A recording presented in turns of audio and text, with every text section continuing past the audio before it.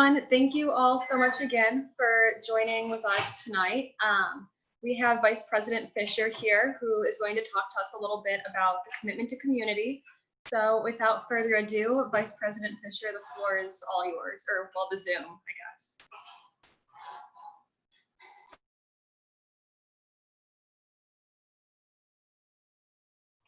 Just realizing I'm muted. So can everyone hear me? Okay. Thanks, Natalie. Well, I'm delighted to be here this evening. My name is Bill Fischer. For those of you who don't know me, currently serve at the university as Vice President for Student Development. I've been here for close to 12 years, and in this role, close to 10. So I'm always honored to be asked to speak with SGA annually at its usually at its first meeting. So just to give you a little bit of background about what the nature of the interactions have been with SGA. I, along with a number of other folks, meet regularly with the president and the vice president. In particular, I meet regularly with Natalie, and we'll meet regularly with Natalie and Ann, with President Spina to discuss current goals and objectives, current issues that might be facing students, and to provide whatever support that we can for the year.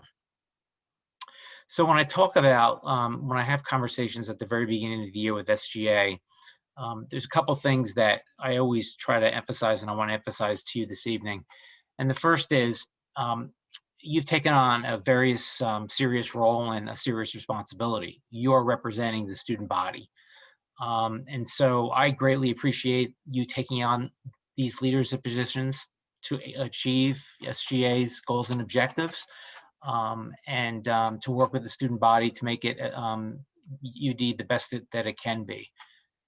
So this also is, when I think about this for you, I think about that this is an opportunity for each of you to grow in your positions as leaders. And I say this with all seriousness, is that all of you in the Zoom room are our future. And you will ultimately graduate from the University of Dayton to lead and serve in our society to make it better. So I always bring it back to our commitment to community document. And I sent the link out a little bit late today. I'm not sure if you have it, but certainly you're familiar with it. So as I just have a couple things to offer as you work together as a cohesive body. You keep the commitment to community principles and habits in mind. Be role models for your fellow students in living out the principles and habits of that document. And a few things to keep in mind when you're working together when we think about the principles and habits of the commitment to community.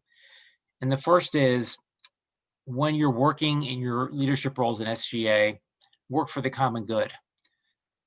So what this requires is really a de-emphasis on your own wants and your own needs, but in essence requires you and everybody in leadership positions at the university to make choices, to make decisions that will positively affect the community as a whole. And it's not really about what we individually want, but what we maybe think is best for the community. And that's really what we mean by the common good. The other thing I'd ask you to keep in mind as leaders in SGA is this whole important concept of practicing solidarity. So this is more than just about the common good.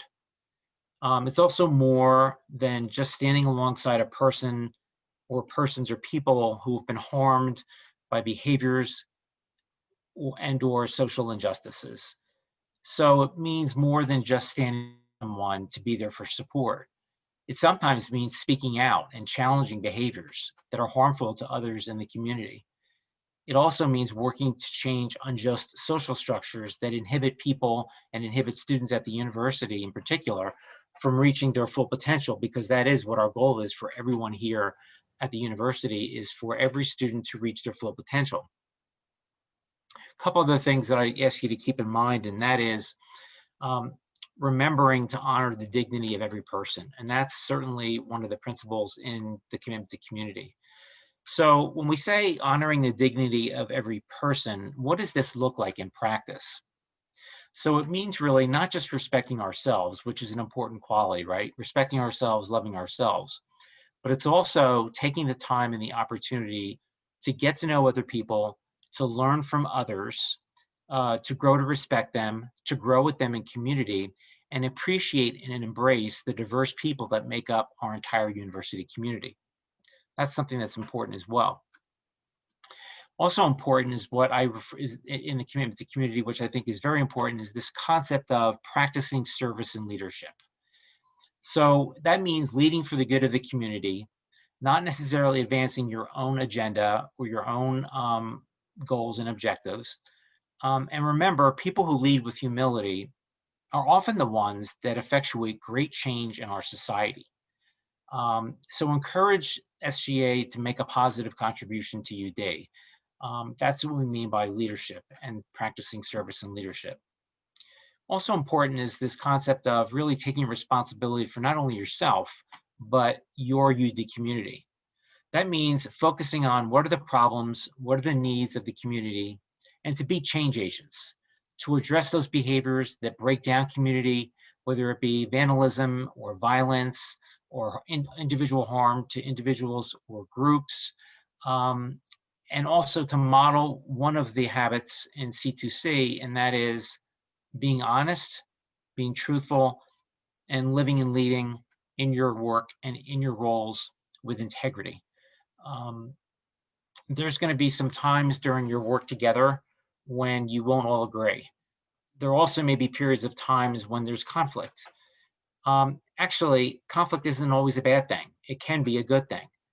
And it's how we work through our conflict in a positive and productive manner that makes all the difference. So when we learn about ourselves from conflict, we learn about ourselves, we learn about others, and as a result of that, we come out on the other side of resolving that conflict and learn to work more effectively based upon what we've learned through that conflict situation. So I think the last thing that I'd like to share, and then certainly open it up to any kind of questions that you may have of me, is I would be remiss if I didn't take the C2C principles and concepts and remind all of us that they serve as the foundation for the COVID-19 agreement that all students were required to sign when they arrived on campus. And in fact, if you don't mind, what I'd like to do is just to read the very beginning of the agreement before it outlines what the expectations of behaviors are. And it says, as a Catholic and Marianist university, the University of Dayton believes in learning and living in and through community, respecting the dignity of every person, and working together to promote the common good. This commitment to community demands the virtue of solidarity that goes beyond self-interest, calling each of us to care for our neighbor and those who are most vulnerable. During this active COVID-19 pandemic, this call takes on heightened meaning, as an inherent risk of exposure to this serious illness exists anywhere where people are present. So what that means is that everyone in the UD community must help to protect each other with humility, patience, and a spirit of unity. In a public health crisis, this is not an abstract ideal. In fact, it's our concrete responsibility. So all of you, I'm sure, had the opportunity to read that and then to take a look at the expectations of the behaviors that we all engage in order to protect ourselves and protect our UD community and to slow the spread of COVID-19 on our campus. So I just want to remind everyone that when we think about the COVID-19 agreement, always remember that it reflects and refers back to the very commitment to community that we all share and that we all embrace and that we all abide by. So that's really my message to all of you as you open up for the school year. So I don't know if there's any questions that you might have. Natalie, I don't know if you want to entertain questions. It's whatever you're interested in. Definitely, yes. If you're willing to take questions, I think that it would be a really great opportunity for everyone. Does anyone have anything? just feel free to unmute yourselves. I see Jake's hand. Yeah, I got a question for you, Dr. Fischer. So my question is, so you talked about the COVID-19, the special rules that we all signed on for that. Is there any reason why students who have already had COVID-19, which is now a pretty large percentage of our campus, still have to follow these onerous rules, wearing masks and abiding by it when we're at no risk of getting it ourselves and of no risk of spreading it at the very minimum for 3 months under the CDC's most recent guidelines? So let me share a couple of things in response to that. When you have COVID-19 and when you contract it and when it's over, there is no guarantee that you are not immune from getting it again. We don't know, as we sit here this evening, how long the antibodies that somebody may generate as a result of having COVID-19 last. There are various, that's still being studied. Some say 2 months, some say 3, when you look at the science. And so even though you've had COVID, it doesn't mean you're not at risk for getting it again. And so it's important that even though you have it, because we don't necessarily know that you do, that you still engage in wearing masks and social distancing to help slow the spread of the virus.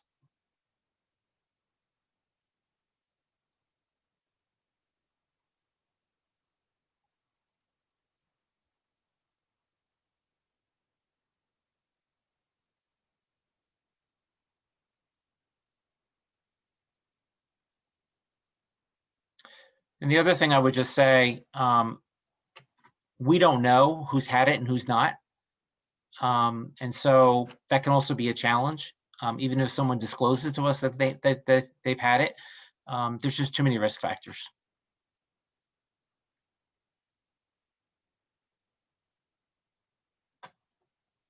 How about some other questions? I have one if nobody else has one right now. But in regard to returning to classes, I know that a lot of us have began to move back to in-person or hybrid models. How would you say that the C2C fits into a classroom setting in light of COVID? I think the C2C plays the same role inside the classroom as outside the classroom. And so that would mean following all the guidelines, the social distancing, how the classroom is set up, following the protocols for how the classroom is set up, social distancing and wearing masks. So it's important that we don't relax these restrictions that the whole country is faced with. And that is, what we do know is that social distancing and wearing masks is one of the best ways to help spread the virus in our country, and in particular in our university community, regardless of whether you're in the classroom, outside the classroom, in your living space or not.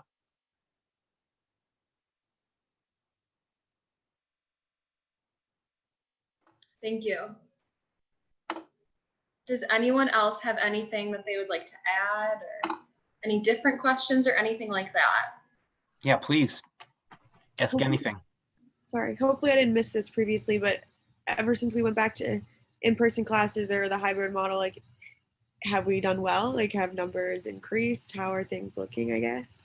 Well, we've only been in kind of like the full classroom mode hybrid model, I guess, since I think it was last Thursday, right? And so we have not, I mean, it's too soon to tell, but our numbers are not showing that any spikes over the past few days as the result of returning to in-class instruction. I think that when I think about the classroom and how well that the university has designed the spaces to minimize the spread of the virus, personally, I think it's certainly a safe space to be in to minimize the spread. That's my personal opinion.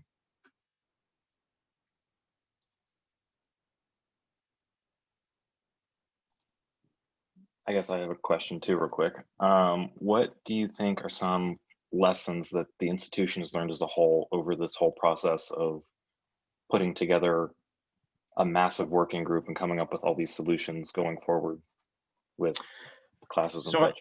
so I think lessons learned are really around recognizing that you can have the best plans for managing COVID-19 on campus, but what I've learned is sometimes we get a curveball thrown at you, something new and something different. And as a result of that, that may require us to, change a course here or pivot there. And so for me, that's one of the lessons I've learned the most out of this, is because there are so many unknowns to this virus, we always have to be malleable and adaptable to change the course of direction that we take in slowing the spread of the virus.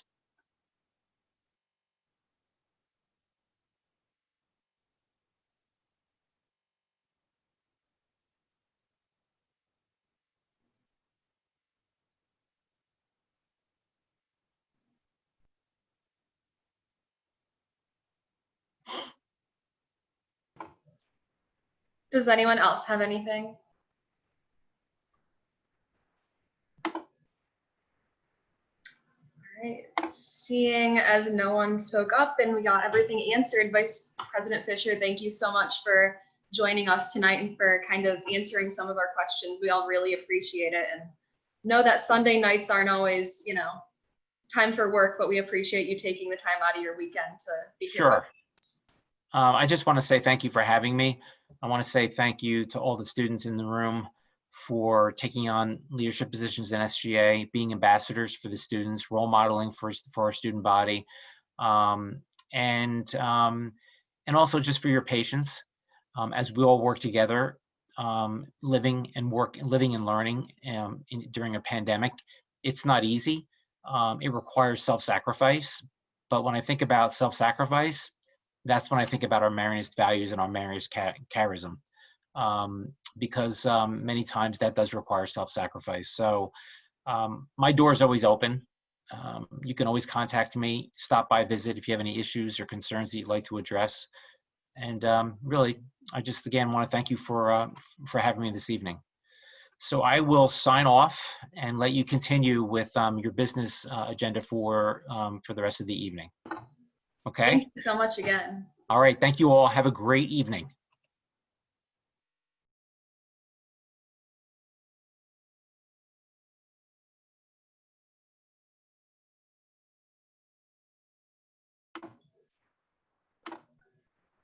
All right, so we are going to jump right into the prayer and pledge now. Morgan, if you would like to go ahead with that. For sure. Thanks, Natalie. Before I get started, I just want to invite you guys to take a couple seconds to center yourselves in any way you see fit for prayer. So.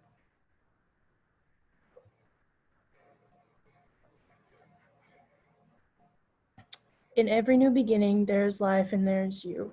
You are here, Lord God. We humbly ask you to lead and guide us throughout this unique school year. We pray for health, safety, and success. We pray that you go before us to soften and lead the way. We thank you for your many blessings. Amen. And then we can just jump over into the Pledge of Allegiance. So if you guys just want to put your right hand over your heart. I pledge allegiance to the flag of the United States of America and to the republic for which it stands, one nation, under God, indivisible, with liberty and justice for all. Great, thank you, Morgan. All right, so I do not really have too many updates right now. I know that I talked to you all yesterday about a few things. I received an email earlier today from administration giving Annie and I the go-ahead to start working towards bringing a convalescent plasma drive to campus in the next few weeks or month or so. And basically, for those of you who don't know, convalescent plasma is in very high demand right now. And the only people who can give it are people who have had and recovered from COVID-19.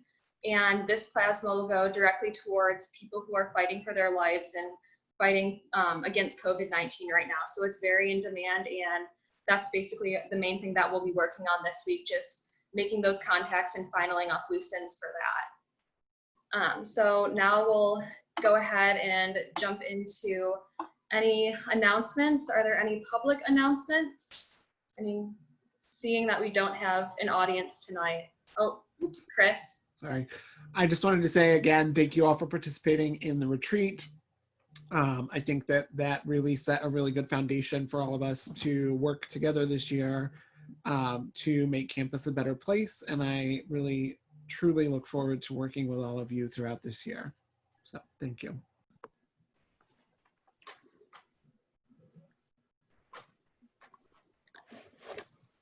Here, can I go now? Yeah. All right, before we get into Senate tonight, I want to ask that all of the groups of senators, so the directors, and then the class representatives, all of you need to communicate with one another and pick somebody who will sit on JRB out of your class or like the directors. And then one other thing I would like to touch on is this organization in the past has been tight-knit, and I'd like it to stay that way. Out of respect for your fellow members and to abide by the contract you all signed, I ask that you keep SGA-related communications in-house. This includes emails, conversations in the office, Slack, and any other group chats that we as members use for the organization. When things are leaked, it not only hurts the organization, but it hurts members. Consider this a warning. That's it. Okay, thank you, Mason. All right, do we have any public comments or concerns? Seeing as we don't have an audience, I'm going to go with we don't. All right, are there any reports from any SGA members or updates? I have a quick one. So I know that there's been some messages sent out about Slack walkthrough training, stuff like that. It's taken a while to get it put together and get everything set up correctly, but an email is going to go out after Senate with a link to it. It's basically a quick Isidore module that walks you through what Slack is, how to set it up, all that kind of stuff. So yeah, keep a lookout for that. And there will also at some point probably be an email going out about events. We couldn't really fit it into the retreat, just there wasn't a whole lot of time or a great spot for it, but yeah, so keep an eye out for those emails from me. Thank you guys. Thanks, Ryan. Does anyone else have any reports or updates? Jake? Thank you, Madam President. I wanted to say a couple of things about procedure for the voting members today. So the first thing is you guys all went through the retreat and kind of learned a little bit about procedure, but a lot of voting members are new, so it's something you kind of just pick up. It seems a little odd, but it is useful using the Roberts rules. A couple things to note. The first one is that when you're done talking, so after you finish making your statement, your question, whatever it is, your point of information privilege, you have to say that you yield your time. This is necessary so that we can go on to the next person. Otherwise, you still hold the floor, and I, as speaker, will prompt you to yield your time if you finish your question, so we can move on to the next person. The other one is if you click on your participants tab down there, there is a series of different things. There's raise hand. So if you have a question, a point of information privilege, you can do it there, or alternatively, just raise your hand, and hopefully either Mason, I, or Chris will see it, and then we can call on people as appropriate. For voting, we're going to use the green yes, the red no, and the go slower button. So if you're voting yay, it's the check, no, the X, and if you're abstaining from the bill, please click the go slower button. Other than that, if you have any questions, please send me a text or a Zoom chat here so we can kind of get things going. But look forward to Senate tonight. So thank you.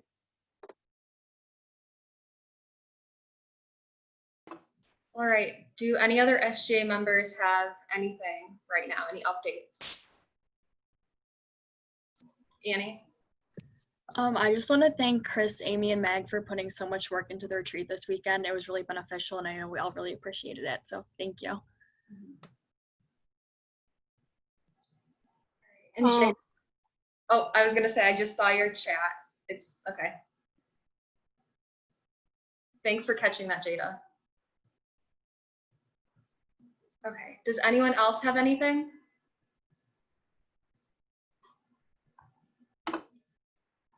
Okay, seeing none, and that we do not have any special request funding yet or any of those reports, we're gonna jump right into Senate floor. So if Grant wants to go ahead with attendance.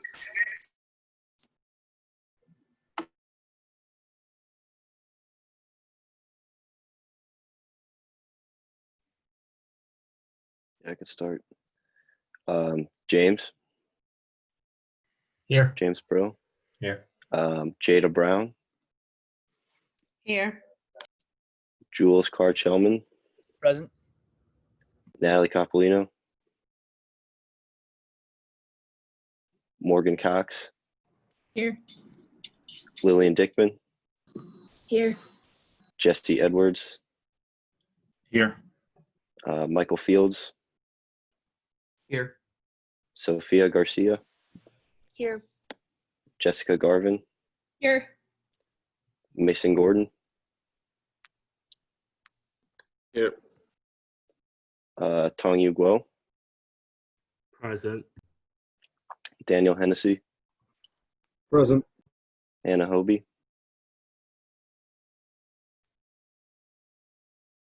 Anna.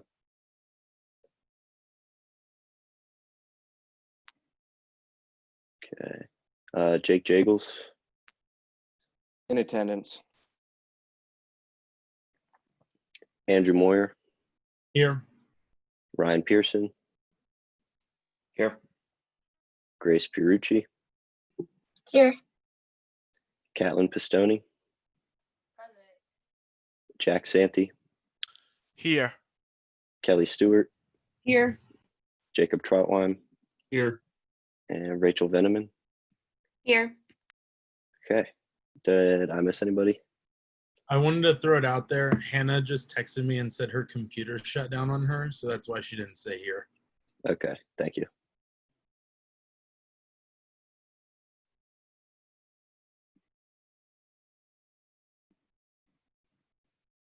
How many voting members is that, Mr. Secretary? 23, I believe. The voting members, that's the 4 class representatives and the 4 directors. Can you just send me a message when you get the number on that one, please? Thank you. Yeah.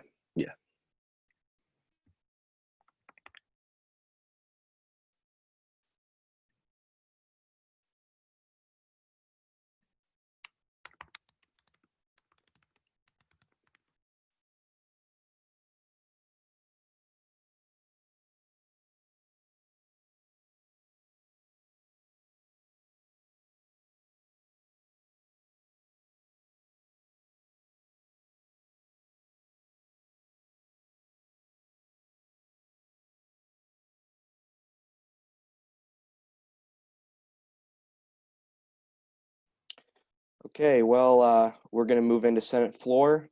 The time is 6:31. I hereby call the Senate floor to order. We have, I think, 18 student senators, so that means majority stands at 10. And any points or motions at this time?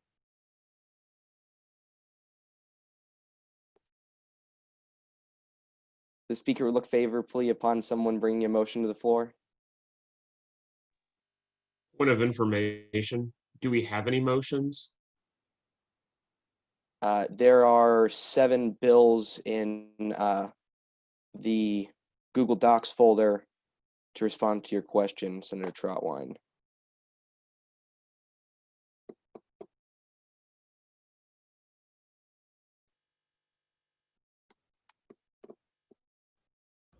Point of information, so the sponsors of the bills are the ones who should be expected to introduce them, right? Not necessarily, but they can, to answer your question on that one. And I believe the sponsor for most of the bills today is Director Pearson, if he wants to start. And I believe we need to do Senate Bill 2021-01 first in order to have the pro forma session to seat the rest of the senators as voting members. So Director Pearson, if you could bring that one up. The only 4 kids who will vote on this first bill will be the directors, because they were elected last year and thus have already been approved, and the election results have been certified.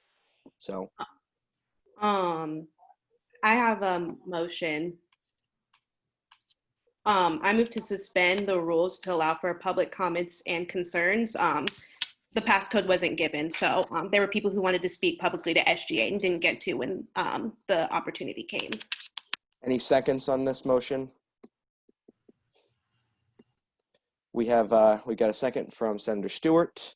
All in favor of suspending the rules to allow the students to talk, please say aye. Aye. Aye. Aye. Aye. All those opposed, say nay, please. It sounds like the ayes have it. The rules are suspended for people to talk. We'll throw that to Natalie to organize how she'd like people to talk, if that's okay.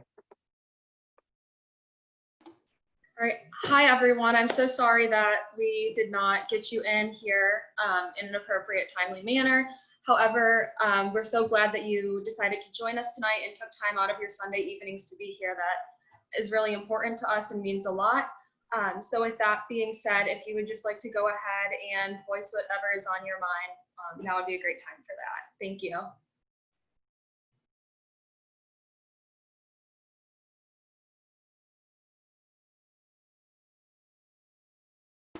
Just go ahead and feel free to unmute yourselves and speak whenever you're ready.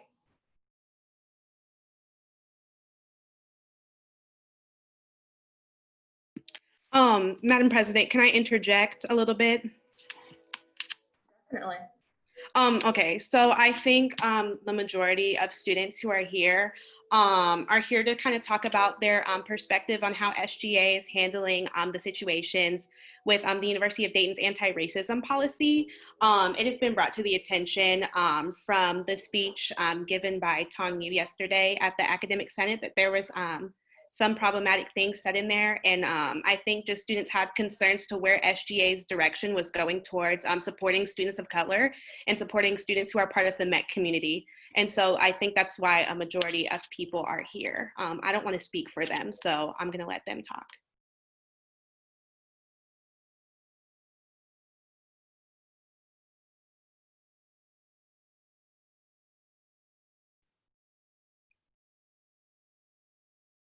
So, hello. I guess I want to ask, like, what is this meeting for? Like, what was supposed to be addressed?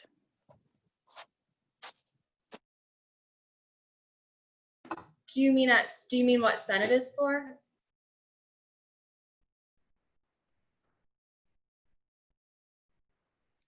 Yes. So SGA Senate meets on a weekly basis on Sunday nights. It's open to public and voting members attend, and it's just kind of for us to take care of business, pass legislation, and all that type of thing.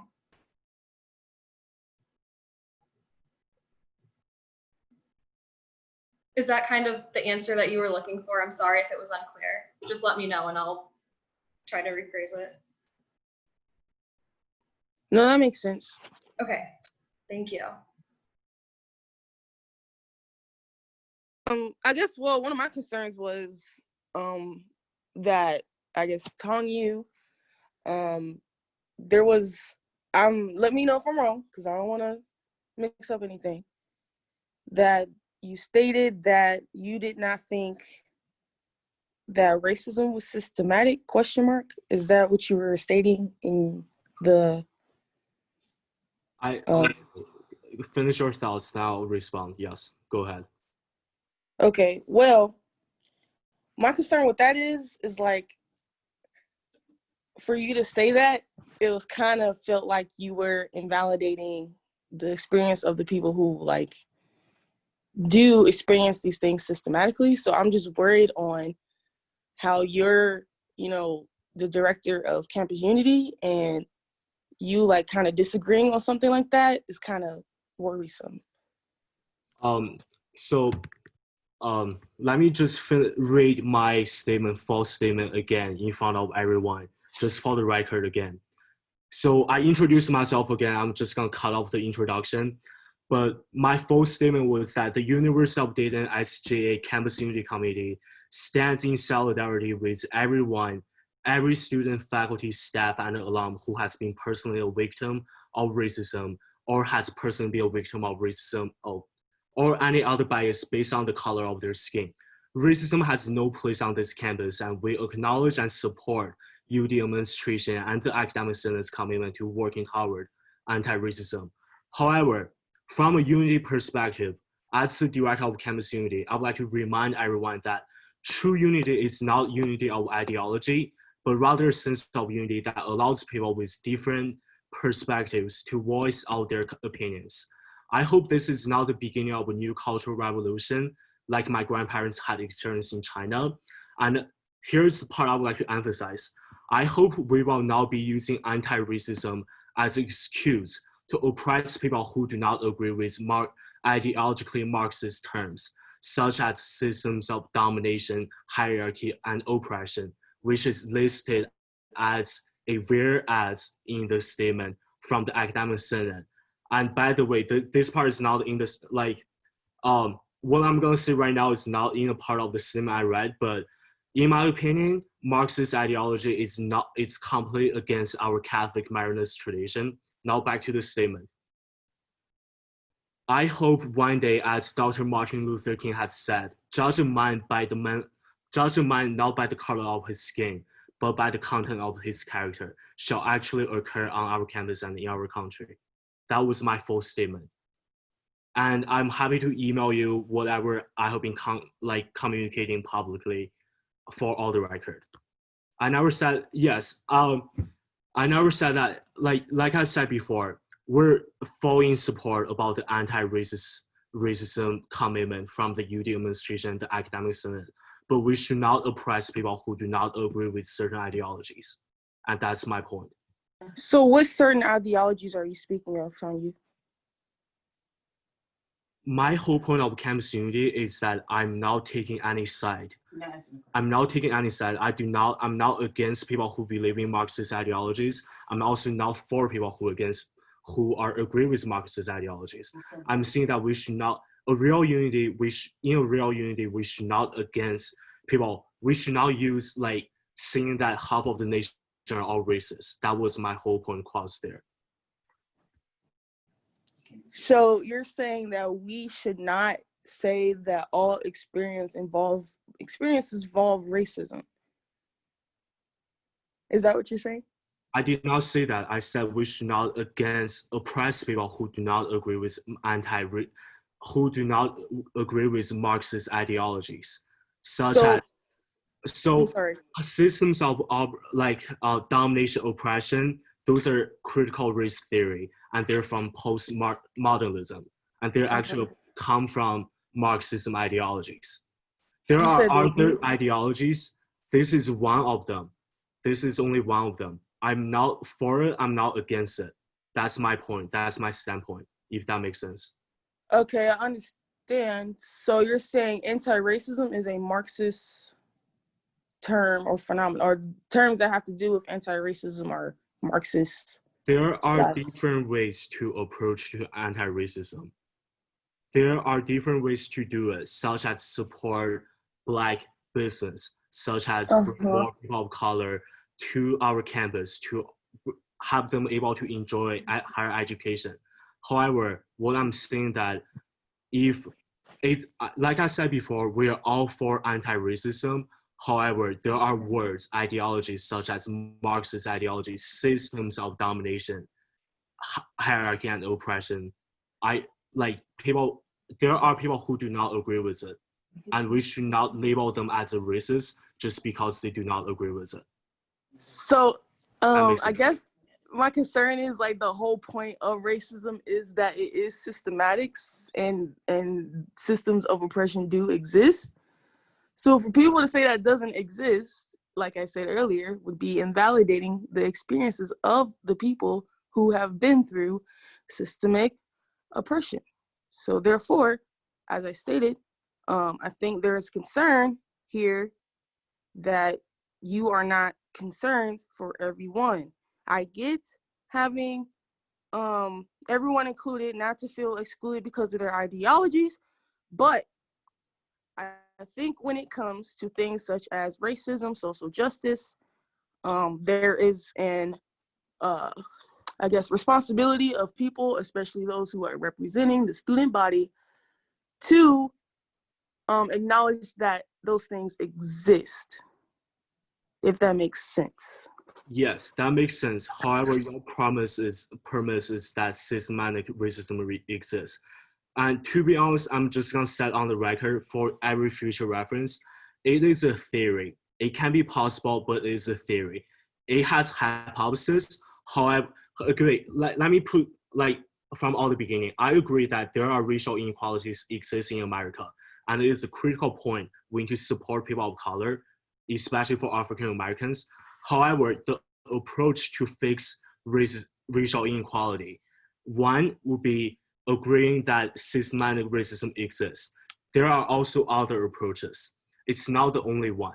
It is a theory. It is not a conclusion. It hasn't been tested out yet, if that makes sense.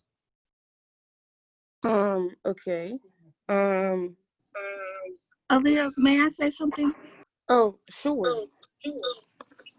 Hi, everyone. I'm Malon. I am on the e-board for Black Action Through Unity. I am the chair of community service. And some issues that I would like to bring up is necessarily the approach on how we are educating our students on anti-racism. Some of the issues have been that we should have discussions on both sides, whereas I feel that we should be educating students, especially for people of color. We should be the ones educating. We've been having these discussions for years upon time, and we have seen no change. So there needs to be no more discussion. We need to see action, especially with this new anti-racist policy being implemented into the university. I feel that students of color, specifically in the Met community, should be the ones leading these policies. I also agree with that, and as well, like everyone's saying in the chat, if you're saying that you're neutral on something that's very wrong and very prominent in our society, so like if you aren't going to have a stance per se, then are you really supporting people of color as you claim in your statement in the first two sentences? Aaliyah, may I just interject very quickly? Unless Sure. Did you have something else? You can interject. There is somebody in the group chat, Taylor. She also had, she wanted to interject just whenever you're done, Natalie. Okay, Taylor, go ahead before me then, please.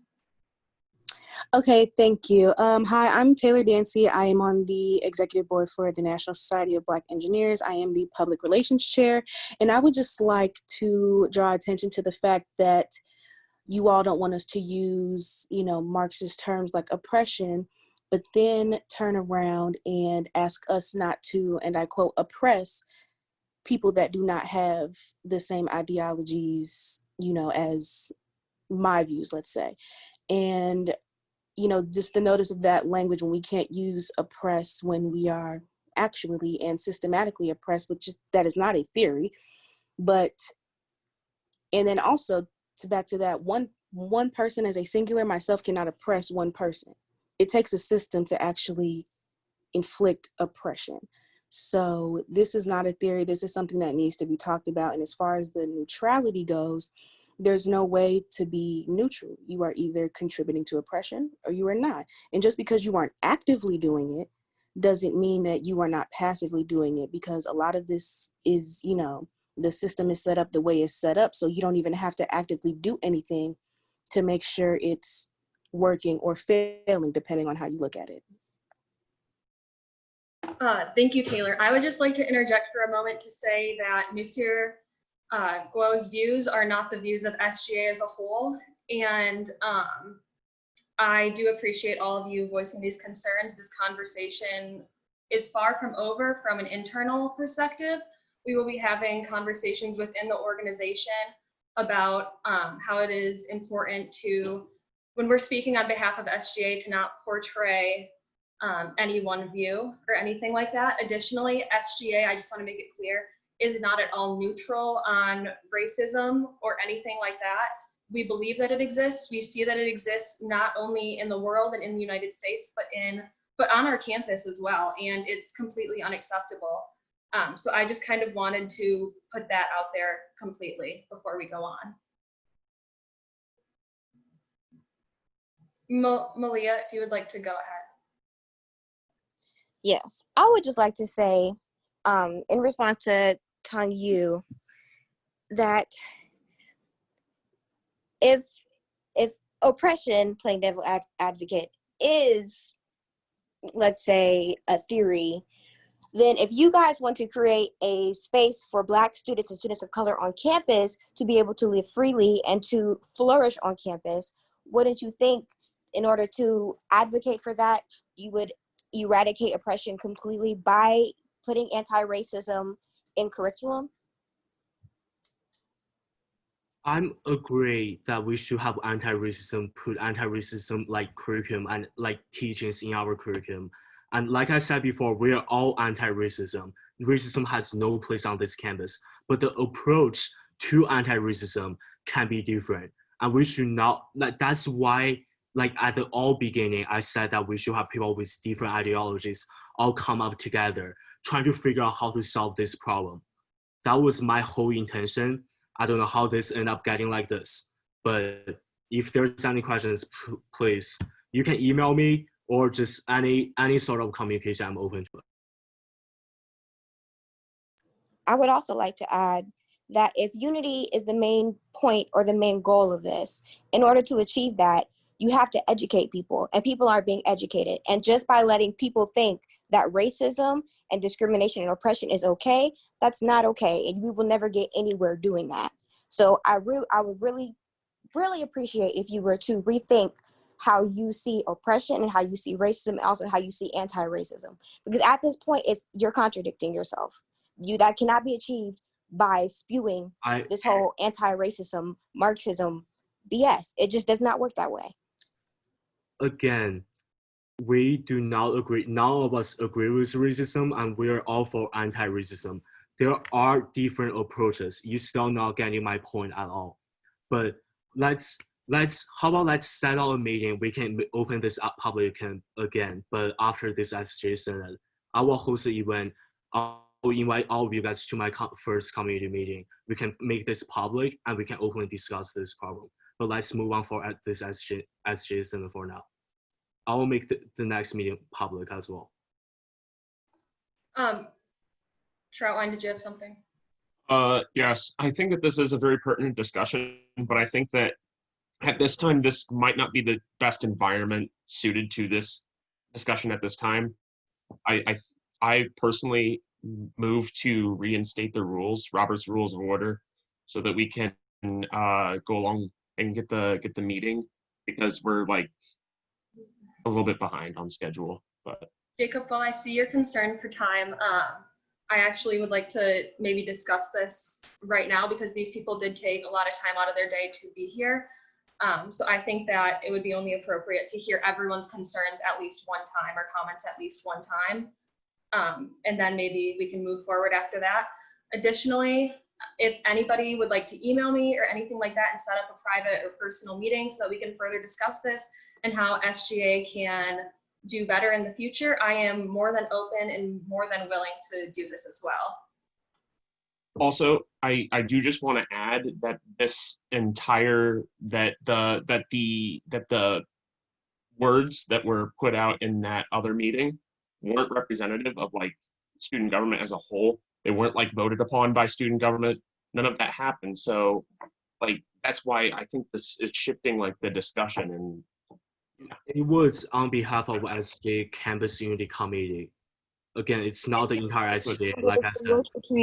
Tongyu, it's important to distinguish between your personal beliefs and your role as director of campus unity. So exactly. That's why I said.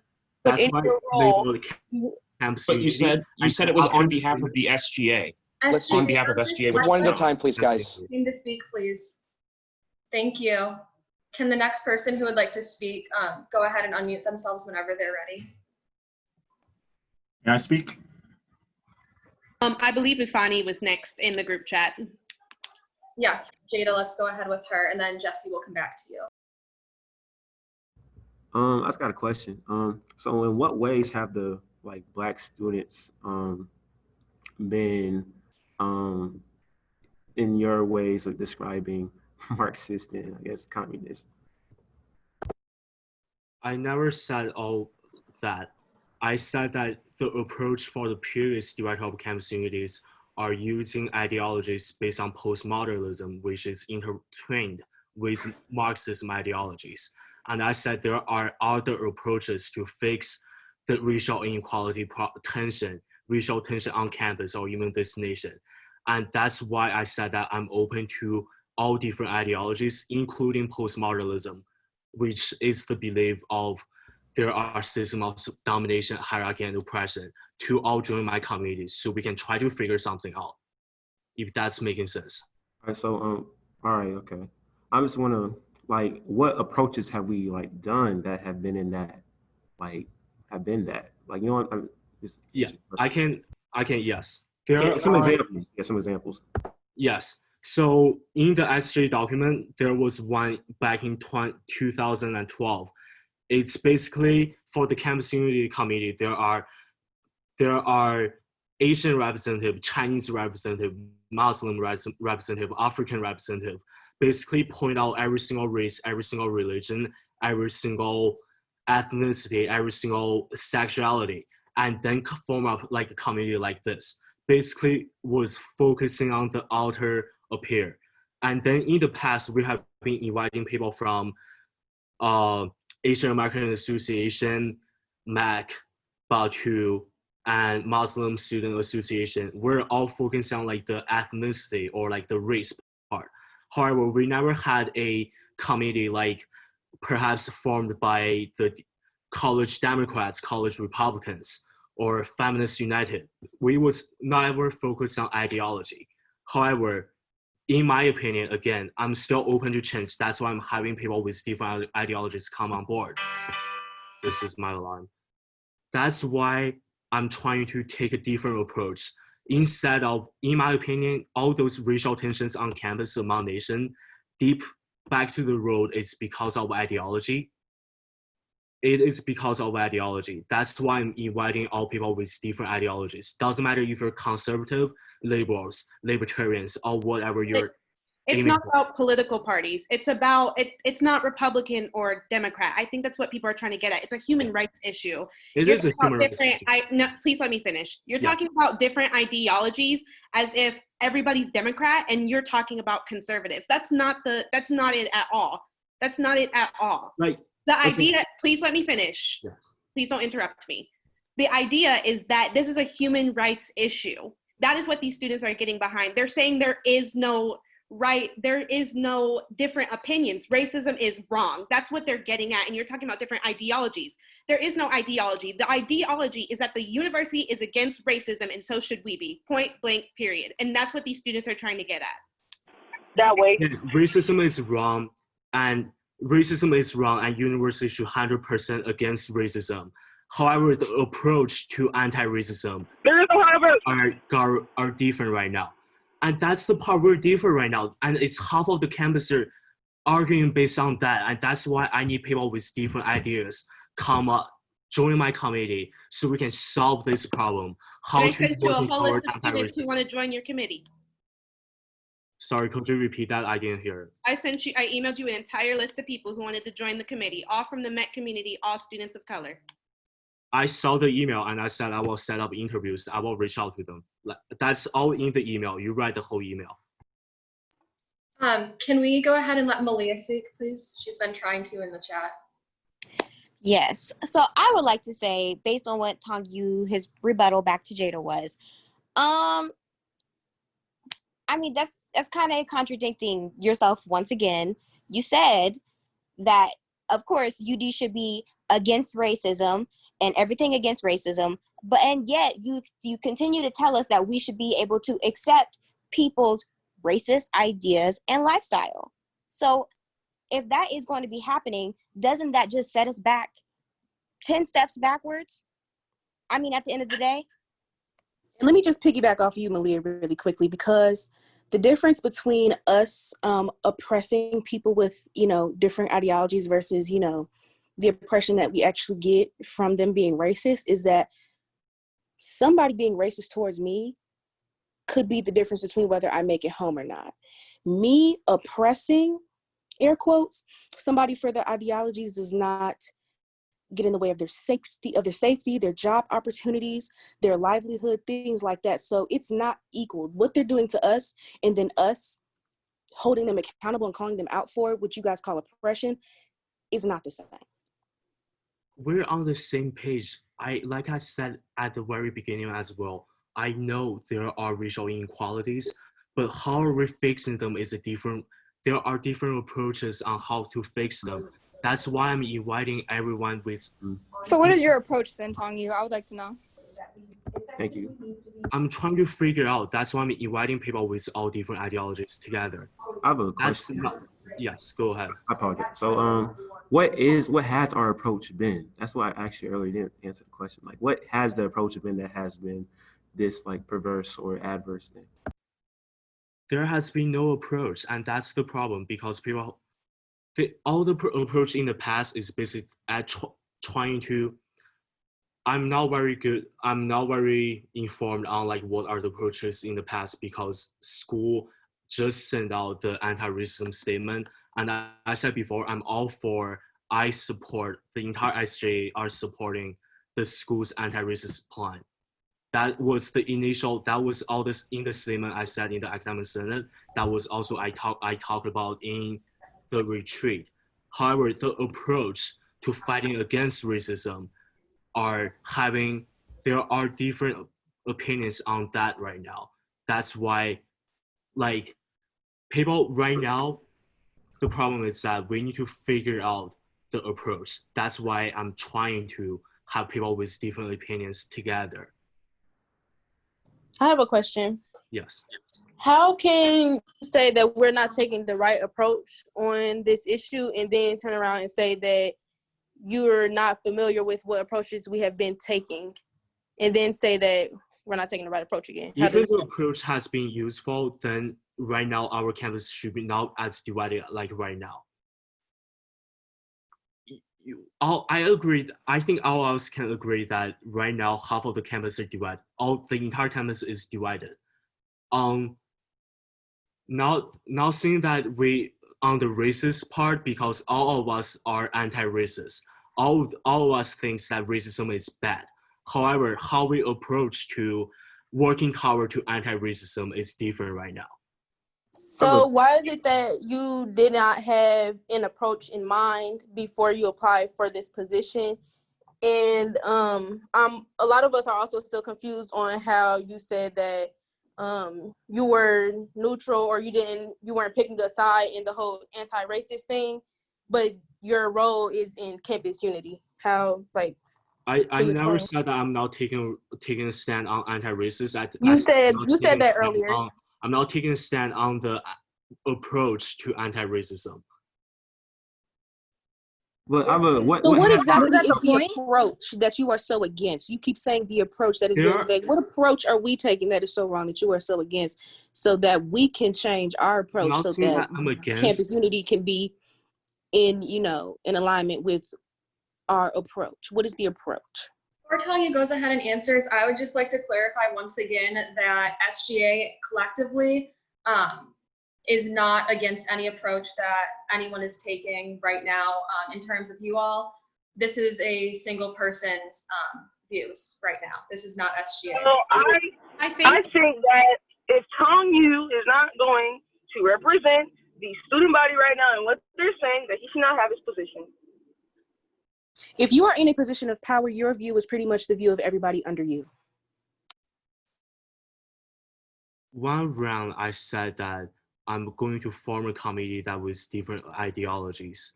and trying to approach, my whole goal of campus unity, like I said in the email I sent to Jada, I said that I'm not going to put aside my duty on advocating for those who are marginalized. This includes people of color, this includes LGBTQ plus community, this includes every single aspect who are marginalized, who are minorities. However, I said also, it's in Jada, the email I sent to Jada, I will forward everyone who are interested in the whole email. I said that I'm going to take a serious look into our divided, like ideologically divided campus. That was my whole agenda. I want to say that Jayla has had her hand raised for a while. Can I just add a little bit else and then I'll just stop We're speaking. gonna let Jayla go first and then we can come back to Okay. you. Am I being seen? No, I'm gonna just keep my camera off. That's fine. Hi, everybody. My name is Jayla Holzinger. I am heavily involved with MAG in many orgs. My main question is, so how does impeachment work in SGA? Because right now, I'm kind of I'll not take happy that. with this conversation, and I would like more information. Hey, I'll take that. So impeachment in SGA is a process of the Judicial Review Board. If we were able to move along with Senate, I would be the chair of the JRB. So when somebody is referred to the JRB, they are, whatever they said or did is sent to the president, the vice president, and myself, and Chris Fishpaw in an email. And then we will proceed with typical JRB procedure. So just to clarify, in order for an impeachment to happen, a member of the SGA Senate, so our class representatives or a director, needs to file a charge against a member of the organization if they are an elected member. All of our non-elected members, their positions are at the discretion of their committee chairs or things like that. But for the elected members, they would submit a charge to the JRB, which is Mason, and that charge would allege something that is against our constitutional bylaws, such as violating our values or violating one of the commitments or the responsibilities of the individual member. The JRB would review that charge and first determine whether or not there was a violation. And if there is a violation, they would select from some prescribed consequences of that violation in our Constitution and bylaws. And one of those is an articles of impeachment. And if the articles of impeachment are selected, then that impeachment goes to a trial of the sitting Senate. So I hope that helps answer your question a little more clearly. That does. Thank you. May I ask a question? Yes, go ahead. Don't even ask. Just Okay. So it's been said a few times by the rest of the SGA members that his ideology does not represent SGA as a whole. But what has SGA done specifically, or what do you all plan to do specifically to keep active Black voices on campus? What representation are you guys trying to show? What efforts is being put in to making sure that our community is being heard and represented and seen on this campus in a proper way? I also got a private chat asking if Tongyu's views do not represent SGA, then why was he allowed to make these remarks on behalf of the organization? Tongyu, I'm going to take this one. So I actually, to my knowledge, none of the people on the executive board or within SGA who have been newly represented were made aware that Tongyu would even be speaking at this, let alone giving a speech of this caliber. If this speech would have been run by us, a draft or something of sorts by us or our advisors, it would not have gone through, is what I'm trying to say. They reached out to me and I was speaking in the statement. I said I was like speaking for the SJ Campus Unity Committee. It was for my committee. I'm just want to point out, like the statement is, I put this in the, if you go to the Zoom group chat, it's someplace at the beginning of the Senate. I wrote down, that's the statement I wrote, I read in the academic Senate. Tongyu, I think it would be helpful for the members of SGA as well as the members of the audience today to know who's on your committee. So far, I'm the only one in the committee, and I just started reaching out to Jada and everyone else, trying to asking them to join the committee. That's why I emailed Jada. That was the whole point. Don't put me in this. I didn't write that speech. I know that You're was on the committee by before. yourself. That was before you joined. But before I emailed you asking everyone to join. I was the only one, and now you guys were elected. So then you need to clarify that that's your views and not a committee, because the committee is inciting that there were more people to this, and nobody, it was just you by yourself. At the moment I made the speech, I was the only one in the committee. Just want to make it this. So, as I stated before, if you're on this committee and then saying things that directly are in opposition to the committee, should you be in charge of the committee? I don't understand. I will forward you the constitution and the bylaw of SGA, and before everyone, including like every single class representative was elected, I was the form of the community. I stand for the community as the director of the community. And before I was able to invite everyone over, I was the only member in the committee until everyone else joins, if that makes sense. And this is the first Senate of SGA. That's why I reached out to everyone I think would be best fit to my committee, including different people of color, including people with different ideologies, and asked them to join the committee. But before that, I was the only one. You can email to me how to join. I'm happy to take everyone with different ideologies. That was the whole point of my campus unity, because we need to unite like all the different divided campus, including race, including sexuality, including everything else, but also including ideology. Hi, I would like to add one quick thing. My name's Shara. I am the elected representative for the Asian American Association. And one of my roles with AAA as being the representative is being a member of Campus Unity. It's one of the things that I am automatically in by getting elected for my position. This connection between AAA and Campus Unity was created by Michael Sia back when Maya Smith-Custer was running Campus Unity, and I've worked with Natalie in the past, last semester before our semester got cut short, as a part of Campus Unity. So I know that this was already an established community or committee on campus.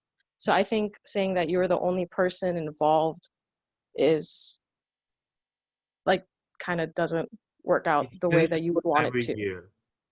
Sorry, I didn't mean to cut you off. I thought you You're finished fine. yours. It changes every year. That's why there was Natalie, there was Maya, and before Natalie was Dilali. And Dilali was the one who created the Tough Talks. And every single year, the Campus Unity directors, every single president, directors for different community can take different approaches. That's how our government works. That's how the US government works. There are presidents from all the way back to 200 years ago to now. Every single president, their senators having different approaches to their different community. It was only 1 year that was short. And that's why I'm taking a different approach compared to the previous years. And again, I'm also about to reach out to to MAC, to Asian American Association, to Muslim Student Association. I have been working on all those emails. And not only why I reached out to Jada, I'm about to reach out to college Democrats, college Republicans, Turning Point USA. It's not only about race. I know it is critical right now that our racism is a problem on campus.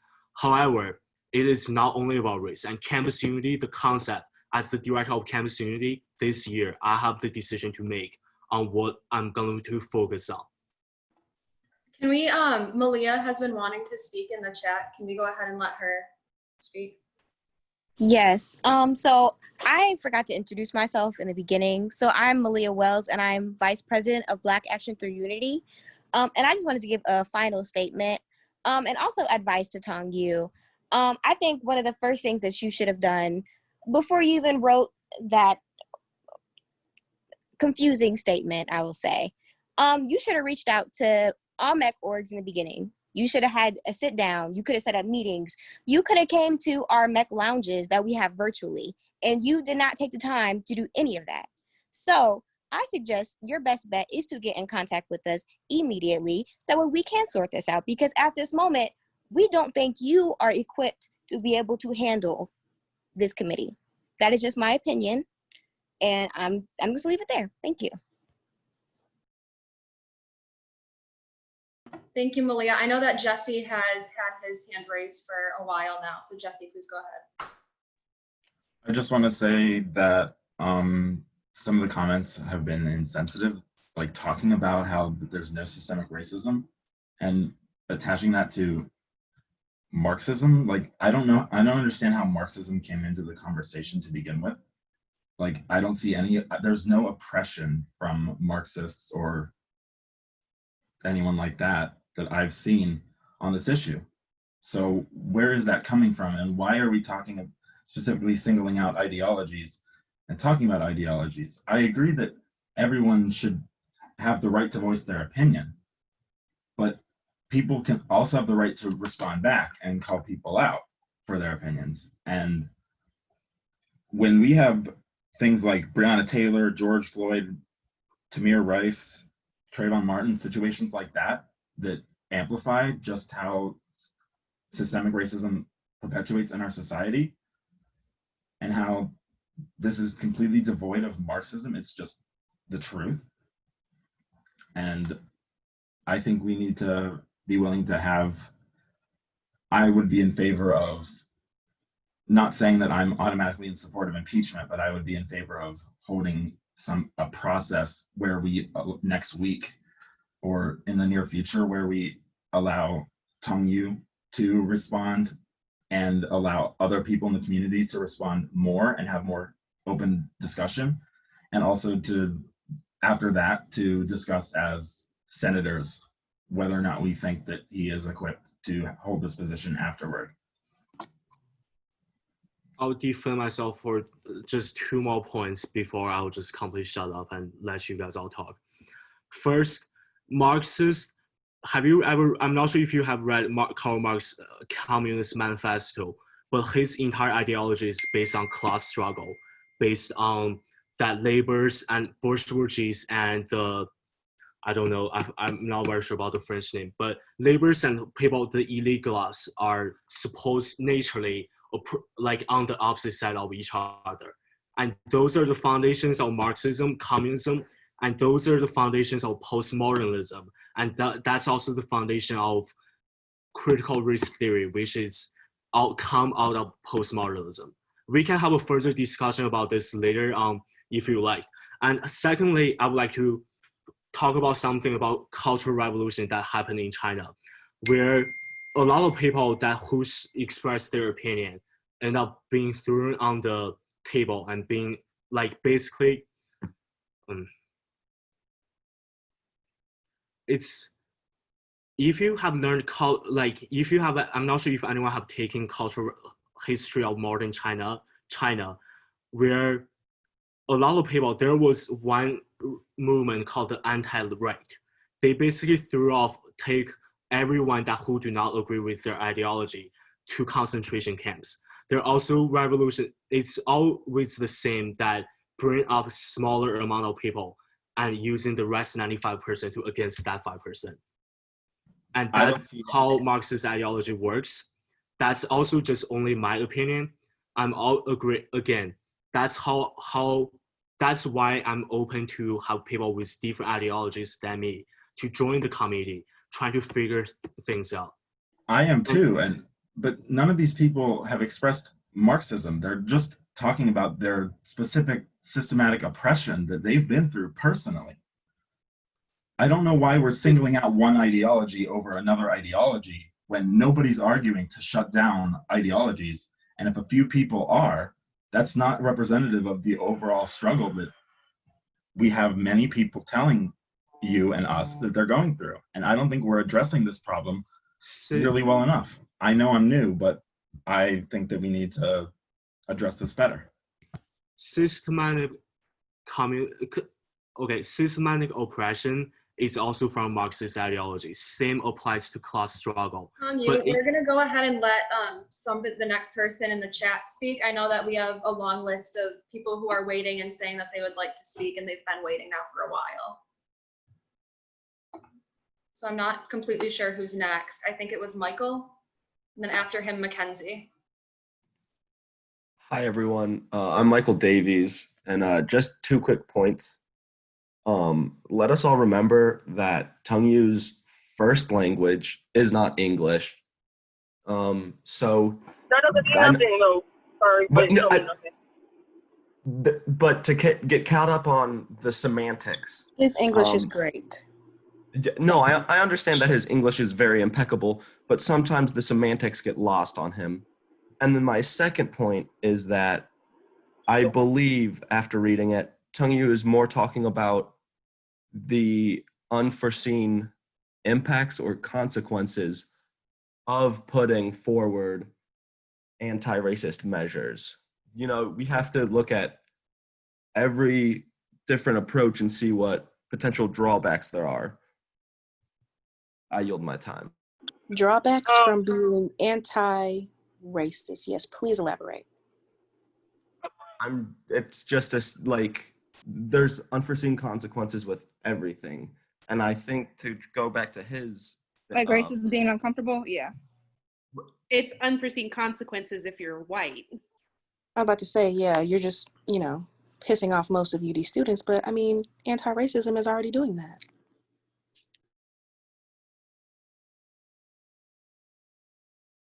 They already hate Spina.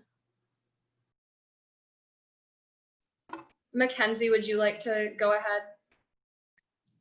Yes. Hi, I am the historian of Batu, and we've also been aware that Bridget helped edit the statement as well. And so I was wondering if she is a representative of CGA or was she a prior member of this committee? I am not an SGA. I didn't write the statement. I read his grammar for the email sending to Jada because you guys thought it was passive aggressive. As Davey said, English is not Tonyu's first language.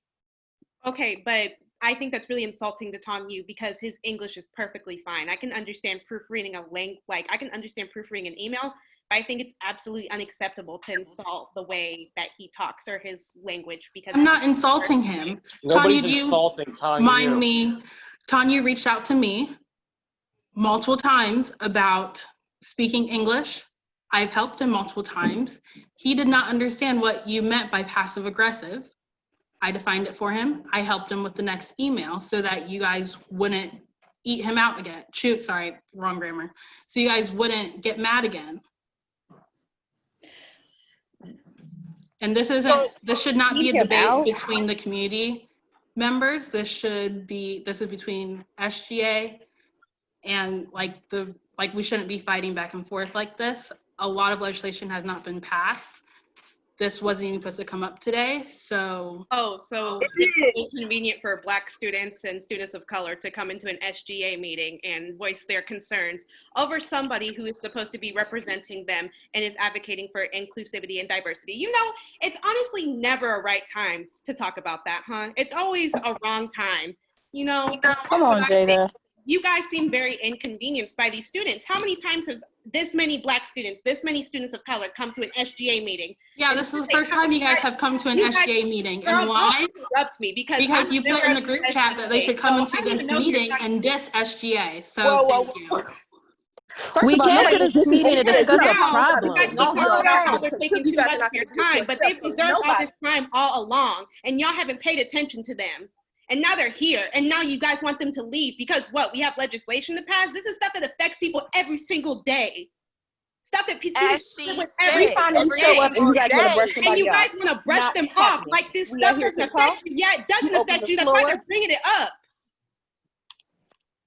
I'm also Yes, just a we little are not going to be brushed confused. over. We came here to talk today because clearly before today, students were not allowed to talk. Jada had to open the floor up, and somebody tried to close it back. So we are here now. We are having this conversation Let's now, talk and I about it. think it is Let's talk about great. it. And I think it's great that it's getting to this point because this is the tough conversation that needs to be had. So yeah, like Bridget said, this is between SGA. So moving on, who got the next thing to say? I believe Gabriel had the next thing to say in the chat. I'll pass. Thank you. I think Ryan was after him. Would it, I've been talking a little bit with our advisor behind the scenes here. Would it be helpful if we've touched a lot on some different aspects of what was problematic about this statement that went out? Would it be helpful if we had a list of questions that we created? I can share a Google Doc. We can make a list of questions and answer every single one. Would that be helpful to start as a kind of solidified place here? Tell me, feel free to tell me no. I'm just putting it out there.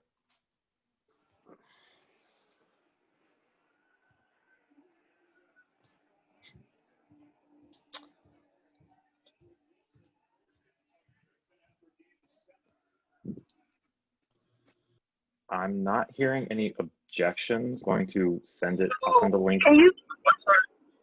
You want to do a document and everyone posts his questions and etc. in there? If that Is that would what you're work. saying? Yes, I can just put in a blank Google Doc. We can I mean, start making questions. I don't really have no questions. I don't really have no questions. I just want y'all to do what y'all supposed to do.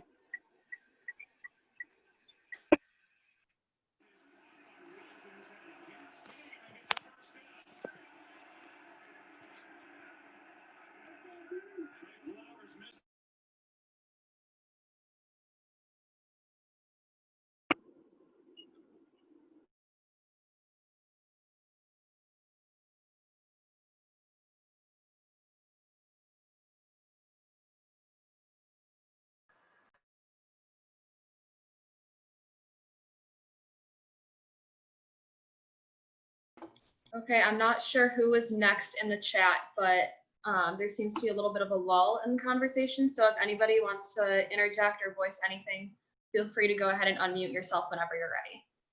I will. I'm so sorry. I'm so sorry. I know I said this is my last time talking. This is Malia, by the way. But I just want to say I'm completely disgusted at this point. I'm very disgusted that I don't remember who it was tried to close this floor so that we can have this conversation. And why wait to have this conversation when it's now? Okay? We're going through a state of crisis right now as Black students. So this is not no time to wait. I'm also disgusted by the remarks of Bridget. Yes, I am. And of also Tongyu. So I'm going to need you guys to please educate yourselves before you speak and think before you speak, before it gets real hectic up in here, okay? Thank you. So it was actually me. I tried to well, when you say I tried to close the floor, what I was actually trying to do was reinstate Robert's Rules of Order in order that we could actually go through the election process first. Actually, no one has been elected yet. In terms of Senate, we have no Senate composition yet. I was going to try to go back into Robert's Rules of Order so we could do that, and then immediately then suspend the rules so we could go back to the discussion. Like, the issue here is timing. We actually, no one has been elected yet, which, yeah, that was me, and I do apologize for that. I didn't mean to be dismissive or anything to that effect. I really wasn't trying to be, but if I came across that way, I do apologize.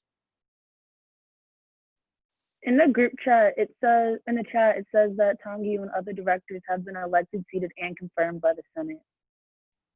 Yes, that's correct. There are currently the elected people would be President Coppolino and Vice President Annie Philbin, and then the Senate is currently composed of the 4 at-large senators. So that would be Morgan Cox, Rhyan Pearson, Tongyu Guo, and who am I missing here? Oh, and James Brill. And so those are the only 4 elected people. So to answer your question. So to clarify, Tongyu is actually elected? Yes, Tongyu was elected and was elected during the last election going into this year. So it was conducted virtually because of the coronavirus And were Black situation. students present at that election? It's an election that's open to the student body. So emails that were sent out and all of that, like, it wasn't a closed election, if that's what you were asking. If not, please clarify. Was he allowed to provide his platform? Yes. So that's where I think the problem is that there's a majority of students that are missing a platform that is actually heavily racist because he believes that racism is not action, he believes it's theory. So he's aligning it with other theories and assuming that bringing multiple people that have these racist ideologies to the conversation will actually bring progress, when that's not bringing progress, especially the students that are heavily affected by these actions, not theory. Stop using theory just to sound like you're smart. That's not actually what it is. These are actual actions, and there's records that you can pass, that you can go to in 2020, actually representing these problems. So I'm concerned because if he was elected for this position and we have multiple people who are disagreeing with his entire platform, obviously there's something that is being missed, and either you need to reevaluate, or respectfully, I believe SGA needs to reevaluate how this is actually being approached in terms of electing positions, because this is an individual that does not represent a majority of important people at the university. So that's something that should be taken into consideration, and his position should be retracted or reevaluated by the student body. Gabriel, I will say that Tongyu did run unopposed. So just in case you didn't know that. So there was no other option in a kind of way. There was nobody running against him. So he would have gotten it, if one person voted for him. And that's even worse if SGA is just selecting or allowing people with racist platforms into these positions. I think there's something that should be reevaluated for the structure, or we're going to see a multitude of students that not only are pissed, but a multitude of students that are heavily affected and hurt by the actions of people that are irresponsible with racist ideologies. Gabriel, I completely agree with all of that. And had he broadcasted his platform, at the time of election, I'm sure that it would have been looked into heavily, as we will be looking into things now. Understood. Thank you. Snakes hide in tall grass.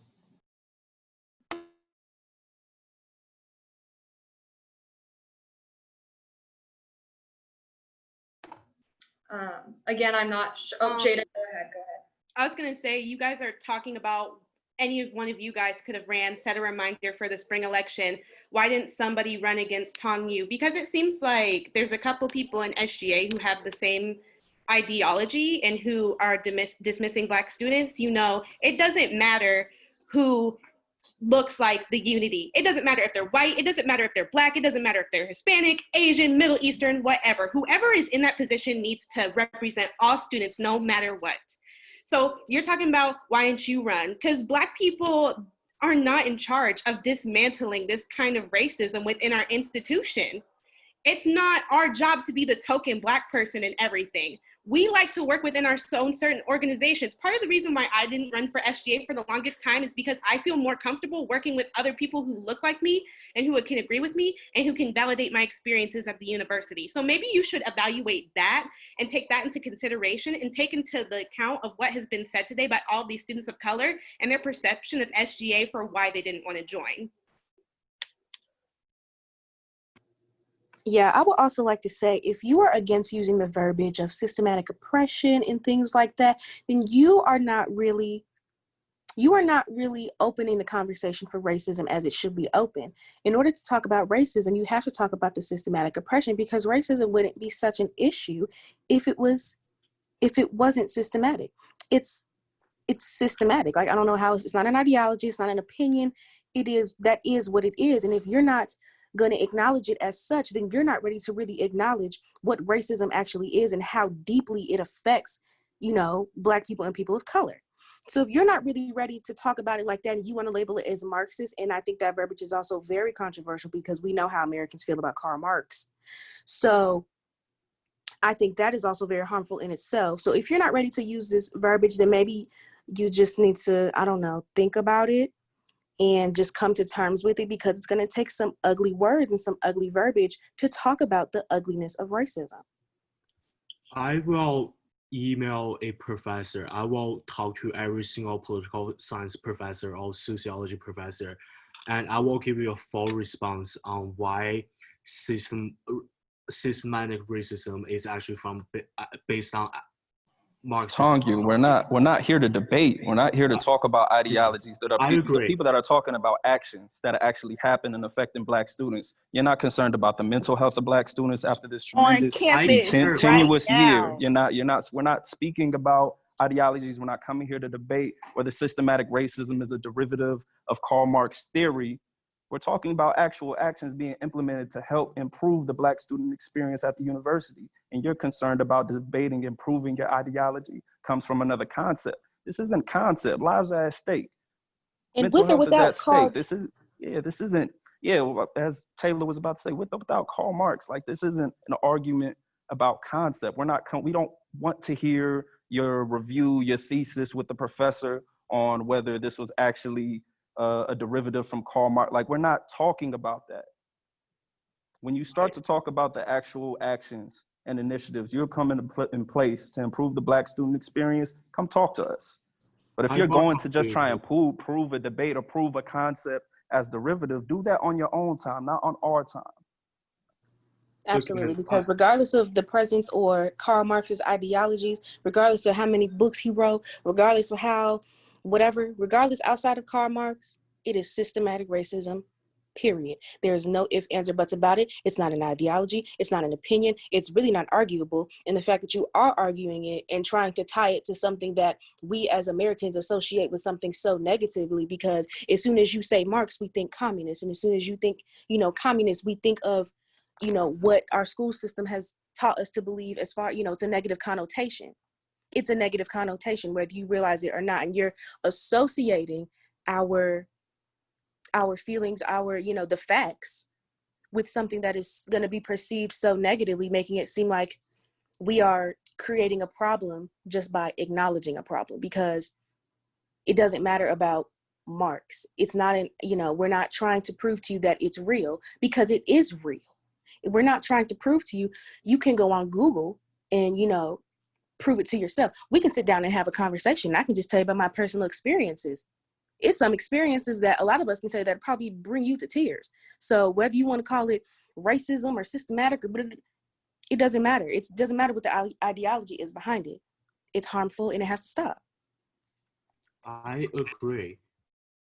And again, we're trying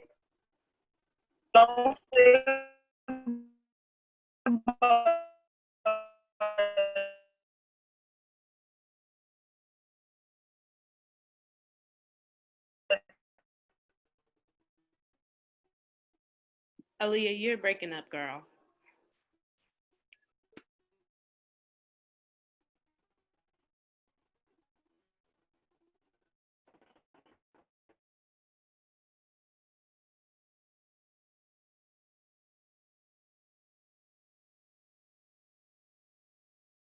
Oh yeah, I'm not sure if you were trying to speak or not, but we were unable to hear you.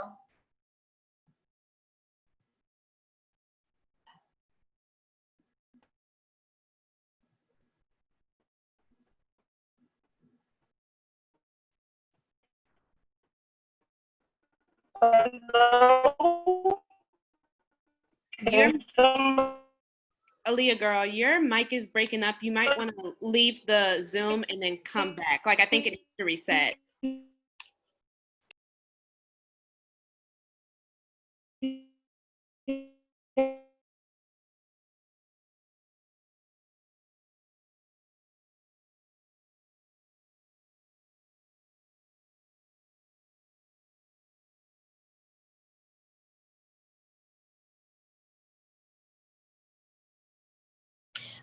Is it possible for me to interject at this moment while we're waiting on Miss Aaliyah? Yes, please do. Okay, so I am also a history major, so I just kind of want to give some historical background, if that's okay, because it's obvious that people on the board have no idea the historical context between communism and also the Black struggle. So I'm just going to say this right now. Little do people know, the Communist Party actually helped to aid the Black Power movement, also aid Black people in America to achieve equality and freedom. A lot of people don't know that, but they were the only people who stood up for us when our own American government would not. So I want you guys to also take that into accountability. Thank you. Which is why Americans hate Karl Marx and communism.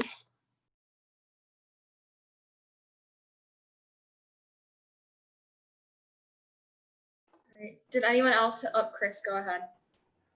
So I don't want to interrupt if the conversation is still happening, but it felt like it was starting to get to a point. And so I just wanted to say a couple things.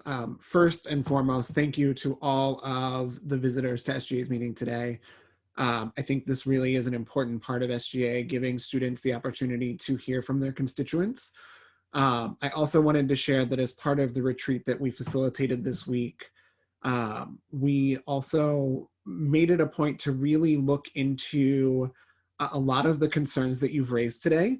And so I want you to know that we have put those out in front of students. We took information from the ballot in which a number of students made it very clear that racism is a major problem on our campus and what students were looking for that.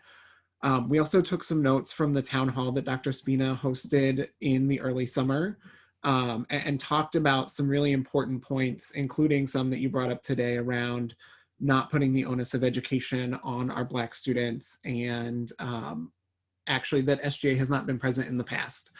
And so I also wanted to thank many of our SGA members who have been sitting here and listening. That was something that we have also talked about, is the importance of listening and listening to understand and listening to take action. And our SGA members were asked, based on the kinds of constituent concerns that you have raised and the ones that you raised through your ballots and raised through the town hall, to commit to actions, concrete action steps over the next week, month, and semester.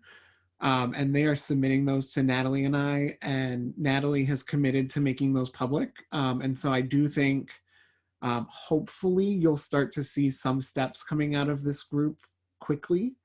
And I know that I posted early in the chat, but this is a conversation that's going to be ongoing, not only, as Natalie has mentioned, within SGA membership, but also a number of members have asked to speak to me as the advisor to move forward and deal with some of the issues that have been raised today. So again, thank you to everyone who's participated in this conversation. I think it really highlights some of the issues that we've got going on our campus.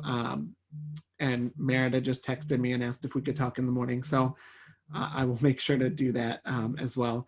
But thank you all for being here so much.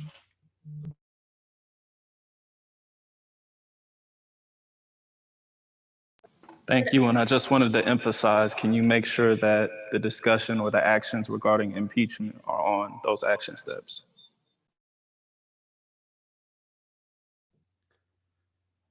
I will, if that was directed at me, I will certainly speak with any members who are interested in filing any kind of action to help them, guide them through that process. I'm not actually permitted to file those concerns, I don't think. But I certainly will speak with members. It sounds like Jada had made some of those concerns, so I can follow up with Jada or any other members who are interested in talking to me. Yes, anybody who is interested in that, you can definitely contact me. I'm definitely willing to help you through that process together, since it is my first year in SGA. So please reach out to me. And again, I certainly heard and understand and respect that it is not your job to educate us. But I also want to put myself out there. If anyone has concerns that they would like to bring to me or to Amy, my co-advisor, we are always happy to listen and take your advice and feedback into account as we are advising the student government. Additionally, just echoing what Chris had said, I am more than open to any suggestions or concerns or anything of the like. My email is always open. I'll try to respond as quickly as possible. Additionally, if any of you have my phone number and know of somebody who does want to have a more direct line of communication with me, feel free to pass it on. I'm perfectly fine with that as well. But I really do just appreciate you all utilizing this time that we have for you all to voice concerns and everything. And I do hope that you guys come back in the future and continue the conversation with us. We'll reach out and continue it with you all as well. I think that this has been a really great opportunity for us to hear you out and listen. I really do. And I appreciate you all taking your time out of your Sunday evenings to be here. It means a lot.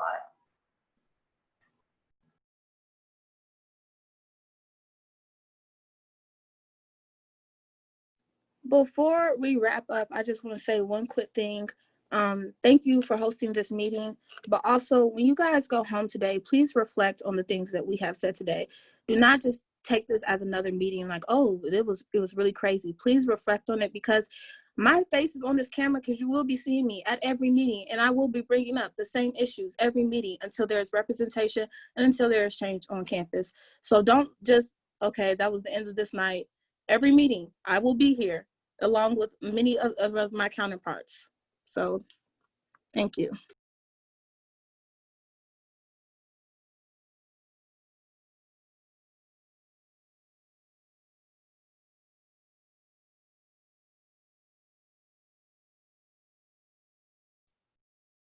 Is there anyone else who'd like to speak at this time? Yes, I would like to move to reinstate Robert's Rules of Order. Senator Trotwine has put forward a motion to reinstate Robert's Rules of Order. Do we have any seconds?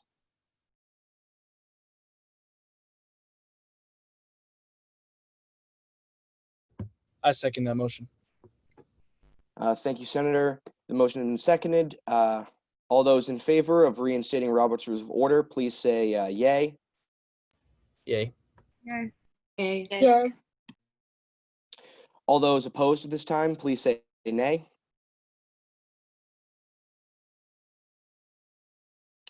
Hearing none, it sounds the majority has it. We will move back into Senate floor.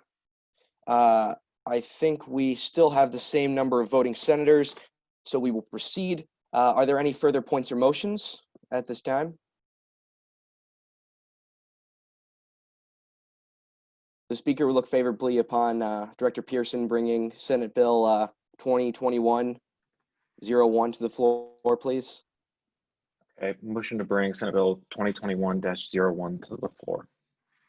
Do we have any seconds? I second that.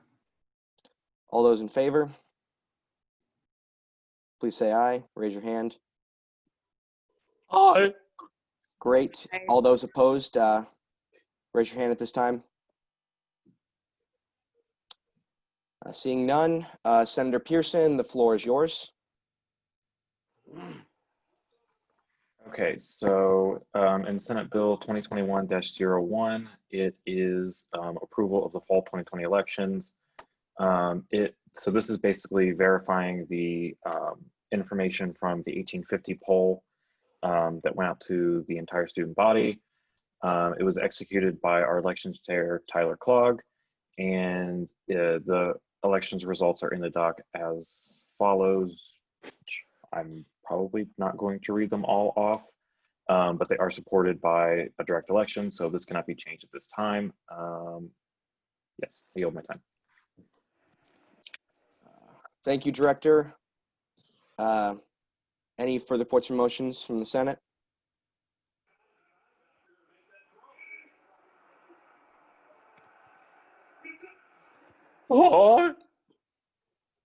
If there are no further points or motions, the speaker would look favorably upon a motion to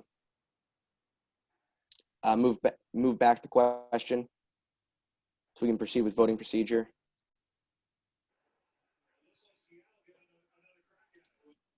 Quick point of information. Do we need to redo attendance? I'm not sure if anyone has left. On that question, we can at this time, if someone would like to propose a motion for the speaker to, or sorry, for the secretary to recall the roll of voting members, but that would be, a senator would need to make that motion at this time, in my understanding.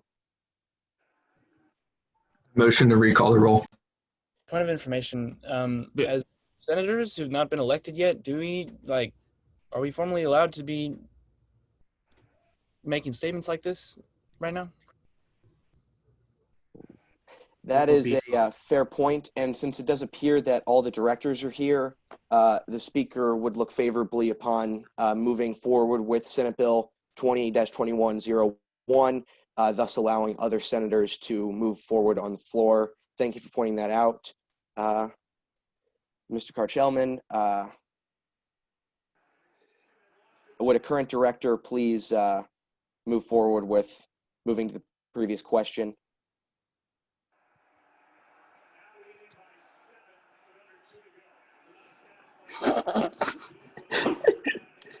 I move to the previous question. Thank you, Senator Brill. We have a motion to previous question.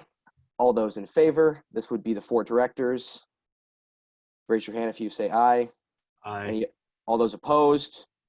Nay. Hubert, you do not have a seat on the Senate yet and thus are not permitted to speak on this legislation at this point.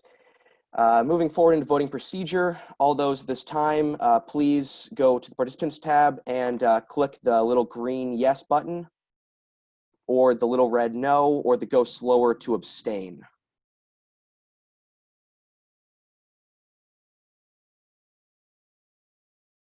It appears that the vote has passed 4-0.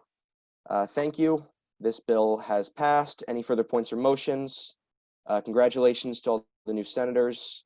The speaker would look favorably upon a motion to suspend the rules to allow President Coppolino to swear in the new membership. Senator Guo? I motion to suspend the rule and allow President Coppolino to do that. Thank you. Any opposition to this? We can proceed with voice vote. Hearing none, the rules have been suspended. President Coppolino, floor is yours. Yes, just a moment, please. Chris is grabbing it.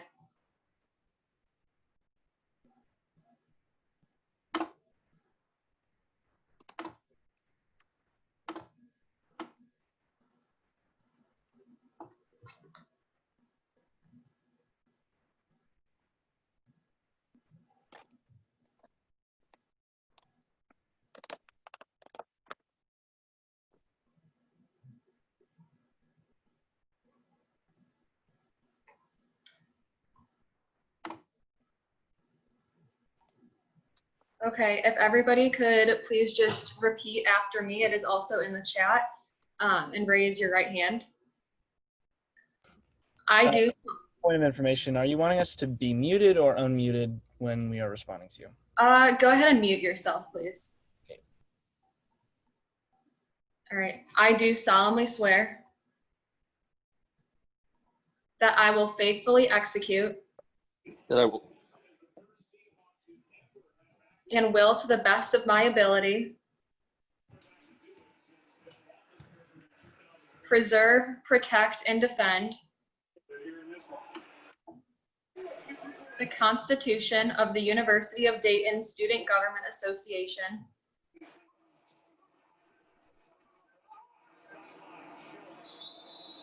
and will serve the undergraduate student body in accordance with the Catholic and Marianist values on which the University of Dayton is founded.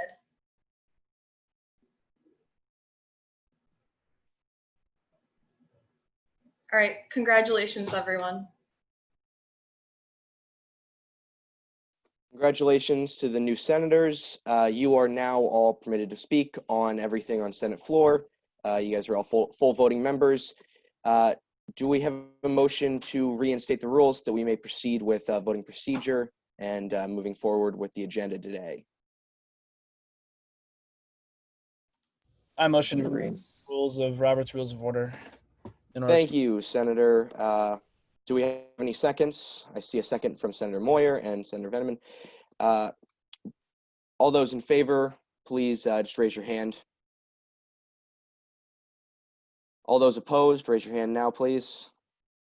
Seeing none, moving back to reinstate the rules, At this time, the speaker will look favorably upon a motion for the secretary to recall the roll of voting members so that we can get a current and accurate count. Absolutely. Go ahead and start. Ben Thomas. Ben. Jules Carr-Chelman. Present. Jesse Edwards. Here. Grace Pierucci. Here. Daniel Hennessey. Present. Jessica Garvin.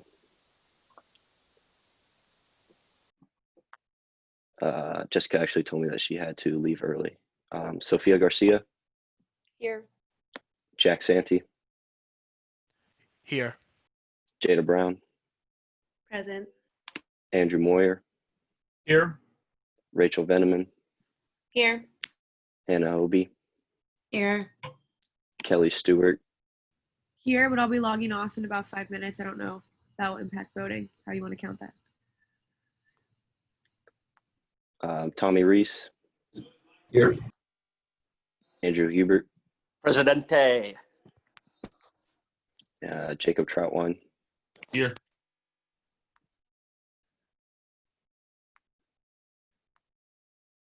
James Brill. Here. Tongyu Guo. Present. Rhyan Pearson. Present. And Morgan Cox. Here. So if I have my Alright. count right, that is 17 voting members. That is correct.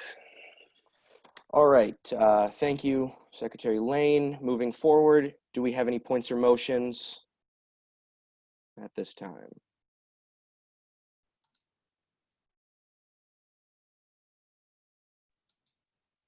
Motion to bring Senate Bill 2021-02 to the floor. Thank you. Do we have any seconds? I see a second from Senator Hobie. All those in favor of bringing Senate Bill 20-21-02 to the floor, please raise your hand at this time. All those opposed? Seeing none, moving into this. Director Pearson, the floor is yours. Okay, so this is the second part of the approval of elections kind of stuff. This is appointments, so it's appointing the positions of Speaker of the Senate, Attorney General, Secretaries, Chiefs of Staff, and the committee chairs. So these were not elected by the student body. They were appointed by President Coppolino and Vice President Philbin with advice from our advisors. So yeah, this is just approving that they are in their positions as of the passing of this bill. I yield my time. Thank you. Any further points or motions? Motion to the previous question. Thank you, Senator Reese. Any seconds? Great. Moving into voting procedure on Senate Bill 20-21-02.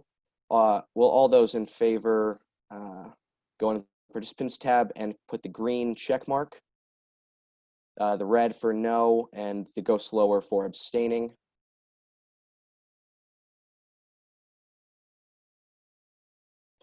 It appears that the votes are 17-0. Thank you. This bill has passed. Any further points or motions?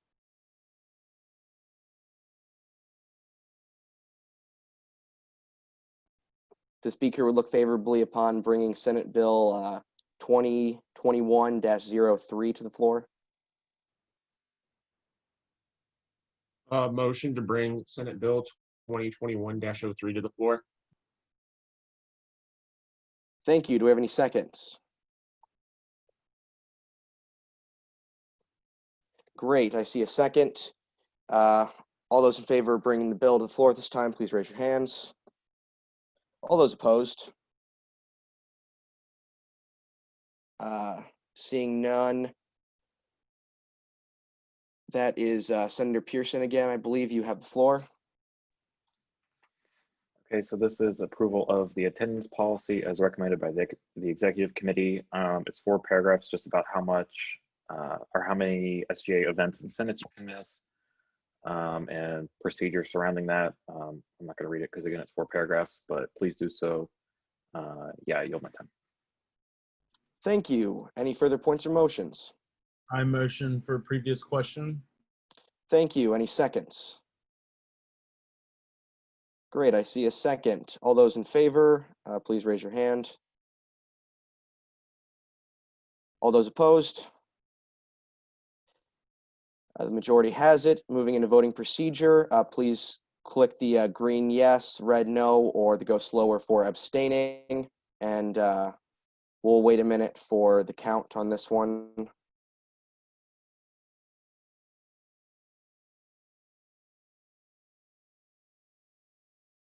I see one abstention and the other votes all seem to be in favor, but we'll have all this checked for the final vote things. This bill appears to have passed. Any further points or motions at this time?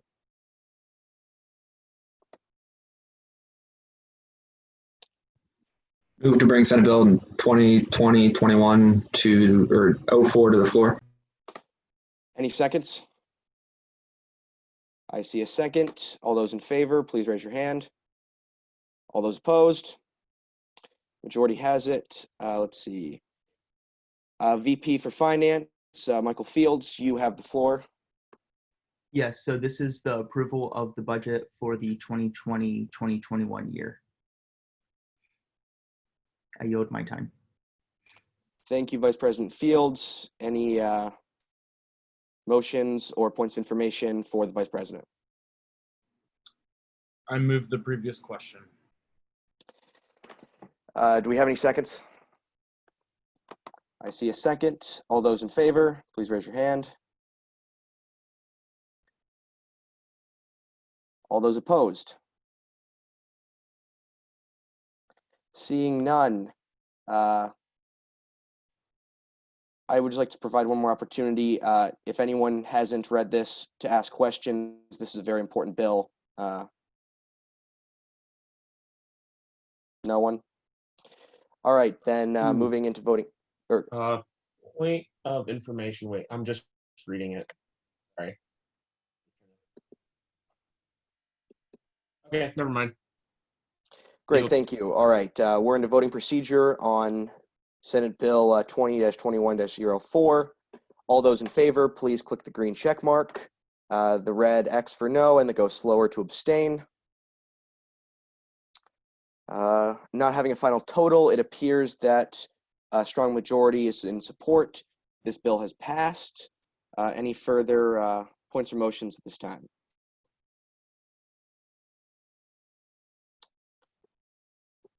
I move to bring Senate Bill 2021-05 to the floor.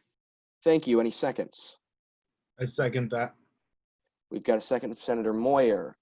Let's see. Vice President for Finance, Michael Fields, the floor is yours. This is the approval for fall funding and the different organizations that requested money for the fall semester. I yield my time. Thank you. Any questions for Vice President Fields? This is a large amount of money to be allocated. Senator Guo. Point of information. It looks like it's less money compared to the past. Have we considered perhaps like extend the fall funding period, just allow more like organizations to apply their money? I yield my time. Yes, we haven't considered that option. I think there's considerable less money than previous semesters just because there's not many opportunities to host on-campus events, but I'm definitely open to extending that date. Thank you. Any further questions for the Vice President? Yes. Yes. Senator Point of Trotwine. information. Would you be amenable to extending this out to next week so that some of the senators can have a chance to kind of look over it more? Yes. I yield my time. For that to happen, we can have a senator propose to table this bill. So the speaker would look favorably upon a motion to table Senate Bill 2021-05 until Senate at next week. so that there's more time for consideration by the Senate. Table. We I move have, to table Senate Bill 2021-05. thank you. Do we have any seconds? Second Aye. motion. We have a second. All those in favor, please raise your hand. All those opposed? Seeing none, Senate Bill 2021-05 has been tabled, and we can bring it up for reconsideration at a later time. Any further points or motions at this time? I move to bring Senate Resolution 2021-01 to the floor. Thank you. Any seconds? Seeing a second, all those in favor, please raise your hand. All those opposed? Seeing none, we are bringing Senate Resolution 2021-01. Director Pearson, the floor is yours. Okay, so this is a resolution. So it is basically SGA giving a statement on the tragic death of Michael Curran, the first year's business student who passed away on September 21st. It expresses condolences to his family and friends, sorrow for the UD community, as well as some other details. And yeah, yield my time. Thank you. Any points or motions or questions for Director Pearson? I have a point of information for Director Pearson. In previous years, for students who we have lost, has this been done before?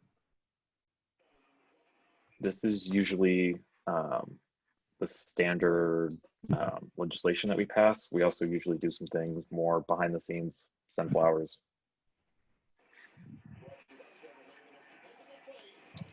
Any further points or motions? I move to amend. Can we just switch the numbering and have this one be number 2 and Jill Parker's be number 1, so it's in chronological order? Is that favorable, Director Pearson? Yes. Since that is a favorable amendment, it does not require a vote. We will change the numbering of these bills. Director Pearson, if you wouldn't mind doing that right now. This is now, the bill now under consideration is Senate Resolution 2021-02 for in memory of Michael Curran. Any further points or motions at this time? I move for the previous question. Thank you, Senator Moyer. Any seconds? I see a second. All those in favor, please raise your hand. All those opposed? Seeing none, moving into voting procedure. Please click the green yes, the red no, or the go slower for abstention.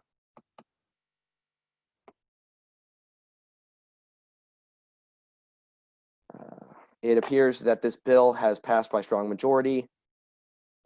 Senate Resolution 2021-02 is passed. Any further points or motions at this time?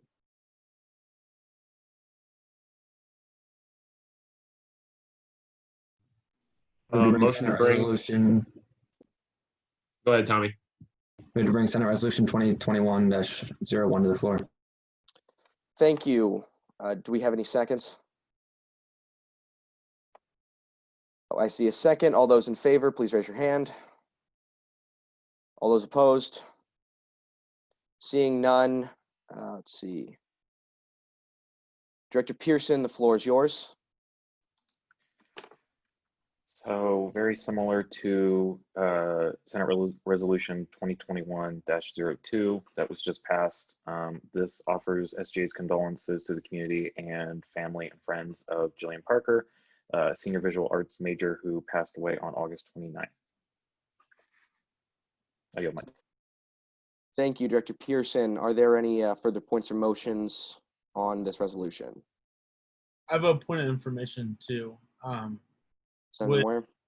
Would there be something that we as a Senate could draft a letter to students of all UD that they would receive that, you know, that this has been done, A, and B, just confirming that, you know, once you're a flyer, you always are a flyer.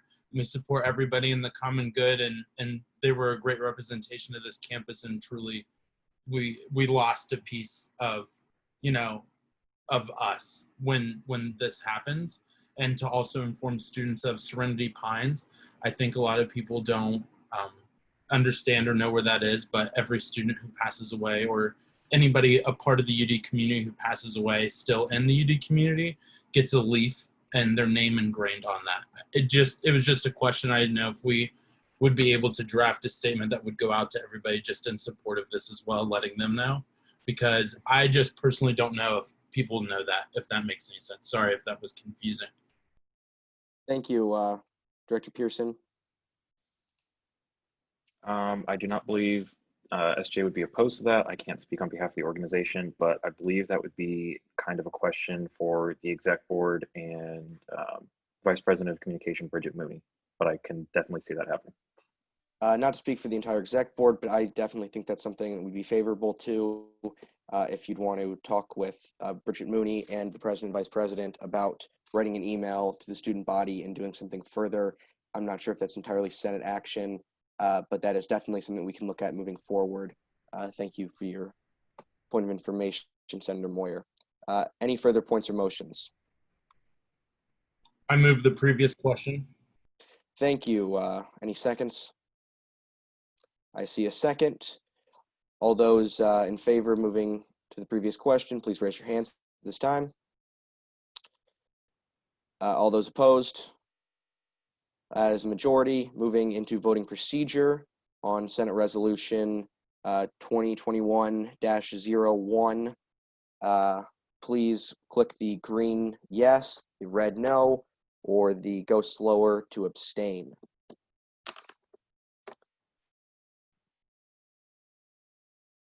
It appears there's a strong majority on this bill. This resolution has passed. Any further points or motions?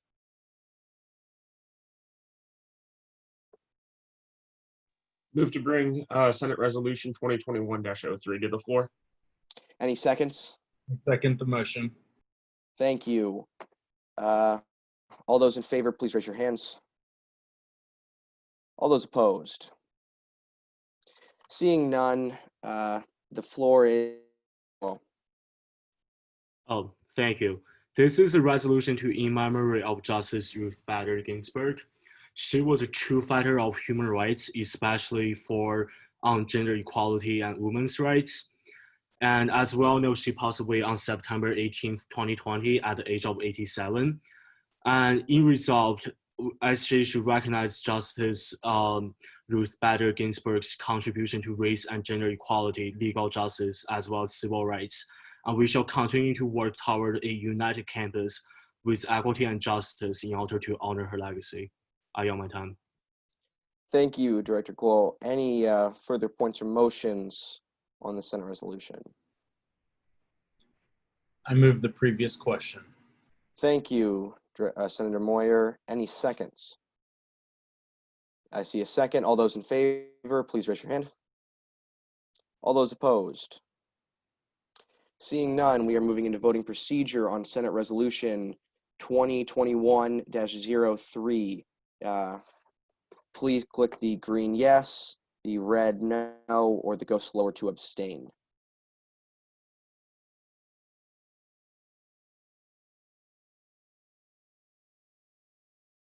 I see a majority in favor. This resolution has passed. Any further points or motions at this time? Move to adjourn. Do we have any seconds? I second the motion. I see a second. All those in favor of moving to adjourn, please raise your hands. All those opposed? Here. Director Pearson, what is your concern with adjourning at this time? We still need to confirm the JRB. So in saying that, I move for, don't know what the procedure is exactly called, but move to hear nominations for the JRB and JRAB. Thank you, Director Pearson. In deference to Director Pearson's wishes, we will not adjourn at this time, and we'll consider appointments to the JRB and JRAB because this is a JRB and bylaws thing, the floor will go to AG Gordon at this time, please. I've been talking with Chris through messages about this. So I asked for volunteers earlier, and then I had people message me whether or not they wanted to be on JRB. And going the route I took, I filled all of these seats except the first year seat. Yeah. Will you please read Right, those yeah. names for us here? So the people I have are for sophomore, Jess Garvin, junior, Hannah Hobie, senior, Kelly Stewart, and for the directors, Rhyan Pearson. What about for the JRAB? I've not gotten volunteers for that yet. If anyone is interested in That's why I don't- serving on the Judicial Review Appeals Board, we need one person from each grade as well as one director. So if you are interested in doing that, you can nominate yourself or nominate someone else to this position. So the floor is open. Point of information, I will self-nominate for the junior class representatives if there's no objections to that. Any objections to Moyer serving as junior appeals board? Great. I would like to nominate Jesse Edwards for the position for the first year class. Any opposition? Seeing and hearing none, Jesse Edwards will serve as first year representative for the appeals board. That means we need sophomores, seniors, and directors. Point of information as well. Do you still need a first year representative for the JRB? Attorney General Gordon. My nomination was for the JRB. Yeah. So Jesse Edwards will be for the freshman or first year JRB seat, and then we will still need a first year JRAB volunteer. I nominate Tommy Reese for senior JRBC, I think it is. Can I nominate myself? Since we now have two nominations for the senior class, Senator Tommy Reese and Senator Andrew Hubert, we will move on to voting procedure of the entire Senate on who will serve on the Judicial Review Appeals Board. Please go click the green yes, the red no, and the go slower. If you would like to vote for Tommy Reese to serve, put a green check mark if you like Tommy Reese. Point of information. Yes, Senator Moyer. If you wanted to look at Chris's message, I believe it's differently. Held different. Sorry. Oh, a secret ballot. Attorney General Gordon, can we get your interpretation of the rules on this one? Of the secret ballot? Of the necessity for secret ballot or voting, and whether it's just within the class or not. I would say that the secret ballot is not entirely necessary so long as all of the members of the class are here, though it is our responsibility to be here. So I would say that doing it on the floor openly is appropriate at this time. Thank you. And I believe previous things have been done open on the floor, and Chris has said that he was incorrect. So, all right, so we have, it seems to be a majority of votes for Tommy Reese serving as the representative for the seniors for the appeals board. We still need, what do we still need, Mr. Attorney General? So we'll just run through the list again. So because this is a little confusing to do over Zoom. For JRB, we have Jesse Edwards, Jess Garvin, Hannah Hobie, Kelly Stewart, Rhyan Pearson. And for appeals, we have For juniors, Drew Moyer.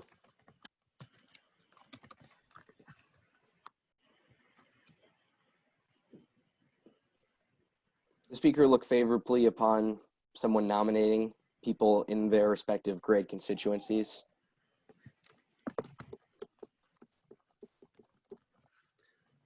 That would be a freshman, sophomore, and senior for appeals. And a director. Point of information, I believe Yes. Tommy Reese is JRBC. That's for seniors. Yes, so we have the need for freshmen, sophomores, and directors for JRBC. Nominate yourself if you want to do it. It's not a very consuming workload, so we Yeah, need some people to do it. I'll nominate myself for the freshman class. Any opposition? Sorry. Seeing none, Joe JRB. Shellman will serve as that. And the seniors, I can nominate myself for that.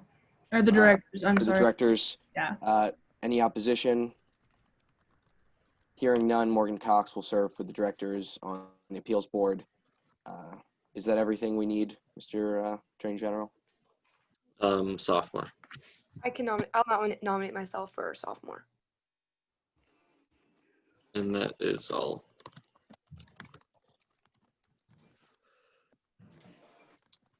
Now moving forward, we also need nominations for someone to serve as chair of the Issues and Bylaws Committee.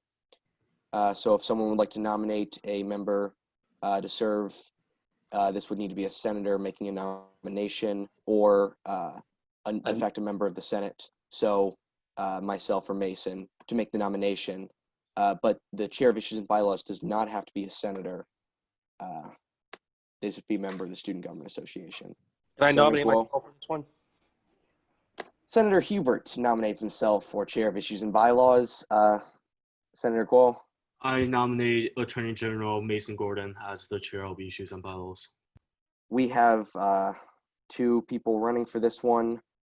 I nominate myself as chair of Issues and Bylaws. We have three people running for this one. So if you would like to vote for Andrew Hubert for chair of Issues and Bylaws, please click the green check mark. Nominate Rhyan Pearson. If you would like to have Attorney General Mason Gordon serve as Issues and Bylaws chair, please click the red no. If you would like Jacob Trotwine, please click the go slower. And if you would like Director Rhyan Pearson, please click the go faster. Did everyone get that? What is the choice for abstaining? Don't vote at this point. Can you say those one more time? So if you would like to have Andrew Hubert serve as the chairman of Issues and Bylaws, please click the green check mark. If you would like Attorney General Mason Gordon to serve at it, please click the red X. If you would like Senator Jacob Trotwine, please click the go slower. And if you would like Director Rhyan Pearson, please click the go faster.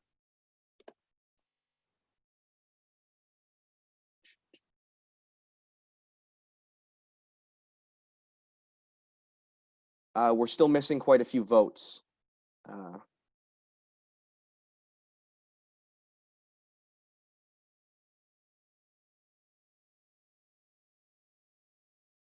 It appears from a majority of voting that the noes have it, which means Attorney General Mason Gordon has been elected as chair of the Issues and Bylaws Committee with the power to create a committee of members of the Senate. We also need nominations for the Finance Committee, which is a committee made up of exclusively senators and other members of the Senate. Do we have any nominations for those? I nominate Trotwine. We have Jacob Trotwine for one nomination. Any further? We need three more. This would be one of your committee assignments. I nominate myself. Andrew Hubert, that's two.